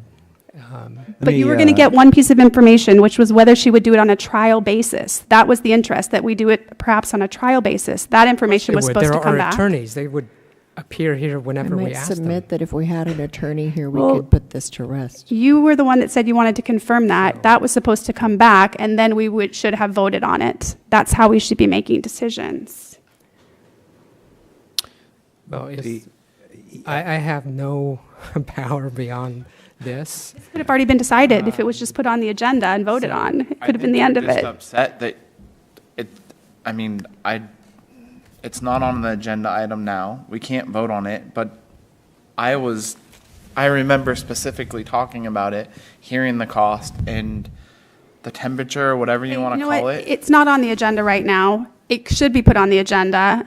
And again, I'm requesting that it be put on the agenda so we can actually discuss it and vote on it and lay the matter to rest one way or the other, which is the way that we make decisions as a board. Okay, so there is a request to Properly bring the agendized attorney items. presence at board meetings back on the agenda for a vote. Point of information. I have a question. In ASNVC, it's to my understanding the board chair has the power to either put stuff on the agenda or not to. And if a board member submits an agenda and it's not placed on them, at the beginning of the meeting they have the power to call for a vote, and if it's approved by the rest of the board, it's placed onto the agenda. Is that how we operate as well? It's similar, but it's kind of almost what happened, and we have a trustee that's not happy with the fact that it didn't If get it on the happened that way, agenda. if we had a process and it happened that way, I would be okay with it. That's not what happened. It was declared in a chair report that there's no interest, and it was all based on discussions that apparently happened outside of a board meeting. That's not okay. So And we there were not- obviously need a better process. If it's going to be arbitrary, that we submit something in writing and then the board chair on his own can decide yes or no, that's not making decisions as a whole board. Well, I That's the think board chair the policy would need making to the be decisions for the revised, board. And your request to get it back on is noted. Thank you. Any other items? Okay. 16.3 trustee and board chair reports.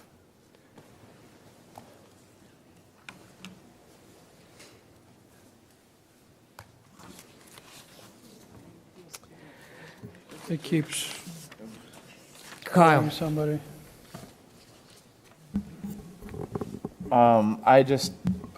The legislative breakfast, I think, was a really powerful and amazing opportunity for the college to be in the spotlight. I think it was very well attended. I think it's going to grow and grow.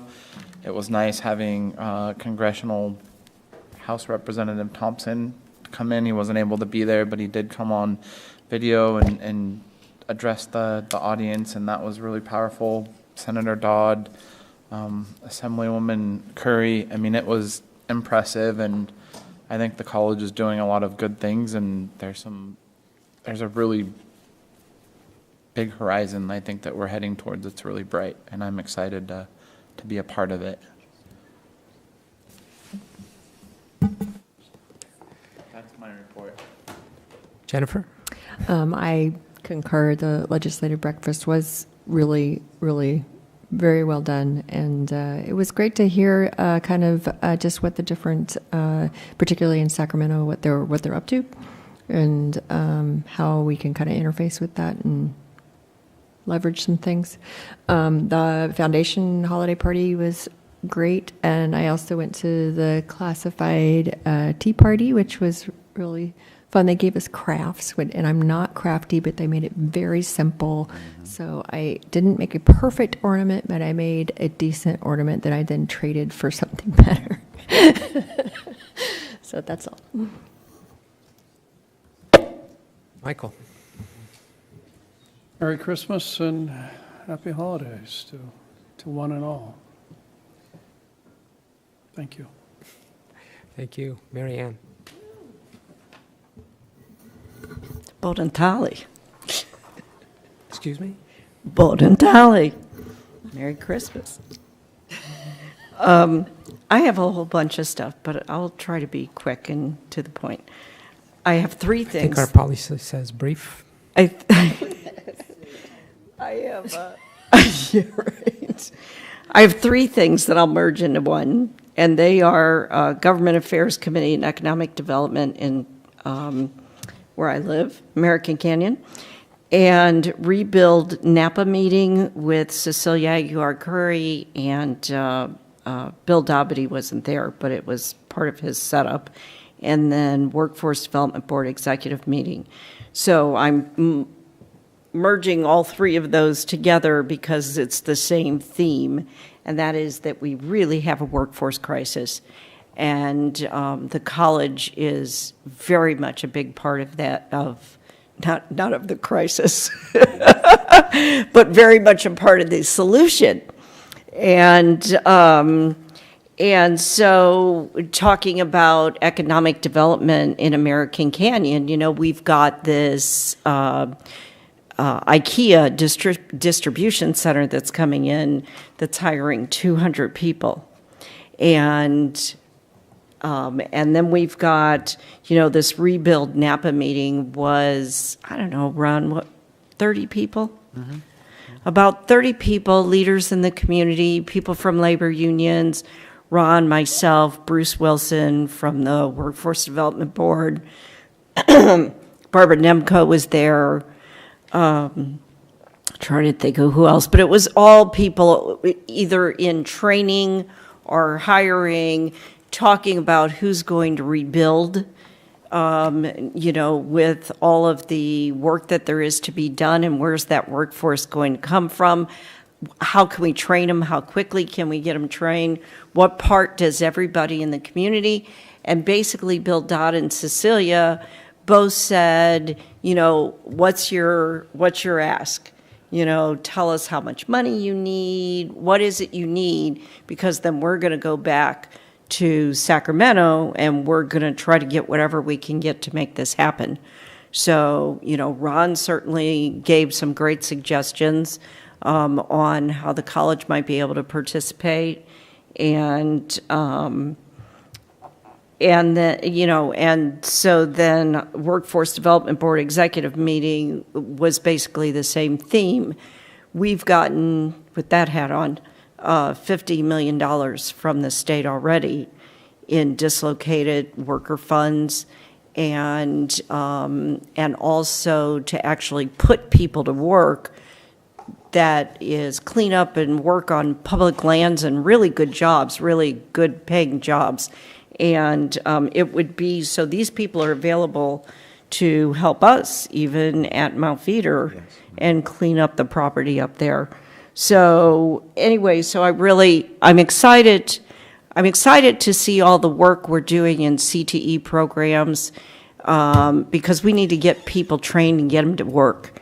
I mean, we need to be nimble enough to, I'm looking at you, Eric, sorry, to make those things happen. So that's that. I'll get off my soapbox on that. But the other stuff, Ledge Breakfast, Churchill Manor party. I went to 2 bond feasibility forums, and I thought those were really great because I just kind of sat there and listened. It was interesting to hear all the questions that people had and what their thoughts were, and they were just so needed. They were really good.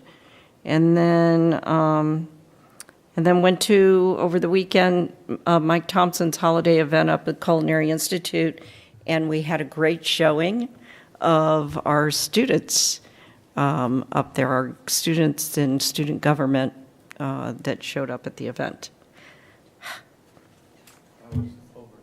And it was more like 3 items and 5 instead of 3 and 1. I tried. Rosaura? I also attended the classified tea party, and Jennifer shared her crafts with me. So, I met very briefly with Lisa Gibbs at the Upper Valley campus. She hit the ground running, so she's doing a lot of planning and good stuff with the Upper Valley. And I had lunch at the Upper Valley campus. They did pretty good in their final project. How many of them? 12 students or? A bit less. Yeah. It was an exceptional lunch and paired with all kinds of wines. So it was a wonderful lunch. If you get a chance to do it next year, please do so. Congressional breakfast. My ears perked up and opened up when NEMCO made her presentation and what the future looks like in education and careers. And so, yeah, pay attention to that and get on the wagon before it drops us. So that's all I did. Amy. So I also went to lunch at the Napa Valley Cooking School restaurant during those 2 weeks. And I agree, it was amazing. It was very gourmet and lots of courses, wine pairings. And I chose the vegetarian, which it's hard to do vegetarian well, and everything was like delicious and amazing. I attended the holiday party at Churchill Manor. I also attended the classified tea, which is very nice. I couldn't attend any of the bond forums, so I watched the video of one of the bond forums online. And then just two brief announcements as far as communications I received. I received another email from the taxpayers, and their concern right now is the Lose Communication Services contract and just making sure that the college follows the legal prohibition against using public funds to promote the bonds. And then I also received an email from a former nursing student. She graduated. She completed last year. And her concern was that I guess last year the preceptors weren't lined up for the students. And then also she said that normally they're in a children's ward in a hospital. Instead, they were in the college daycare. So she's graduated, but she's hoping that those 2 issues will be resolved for the students this year, that they'll have the preceptorship and that they'll also be able to be on a children's ward in a hospital.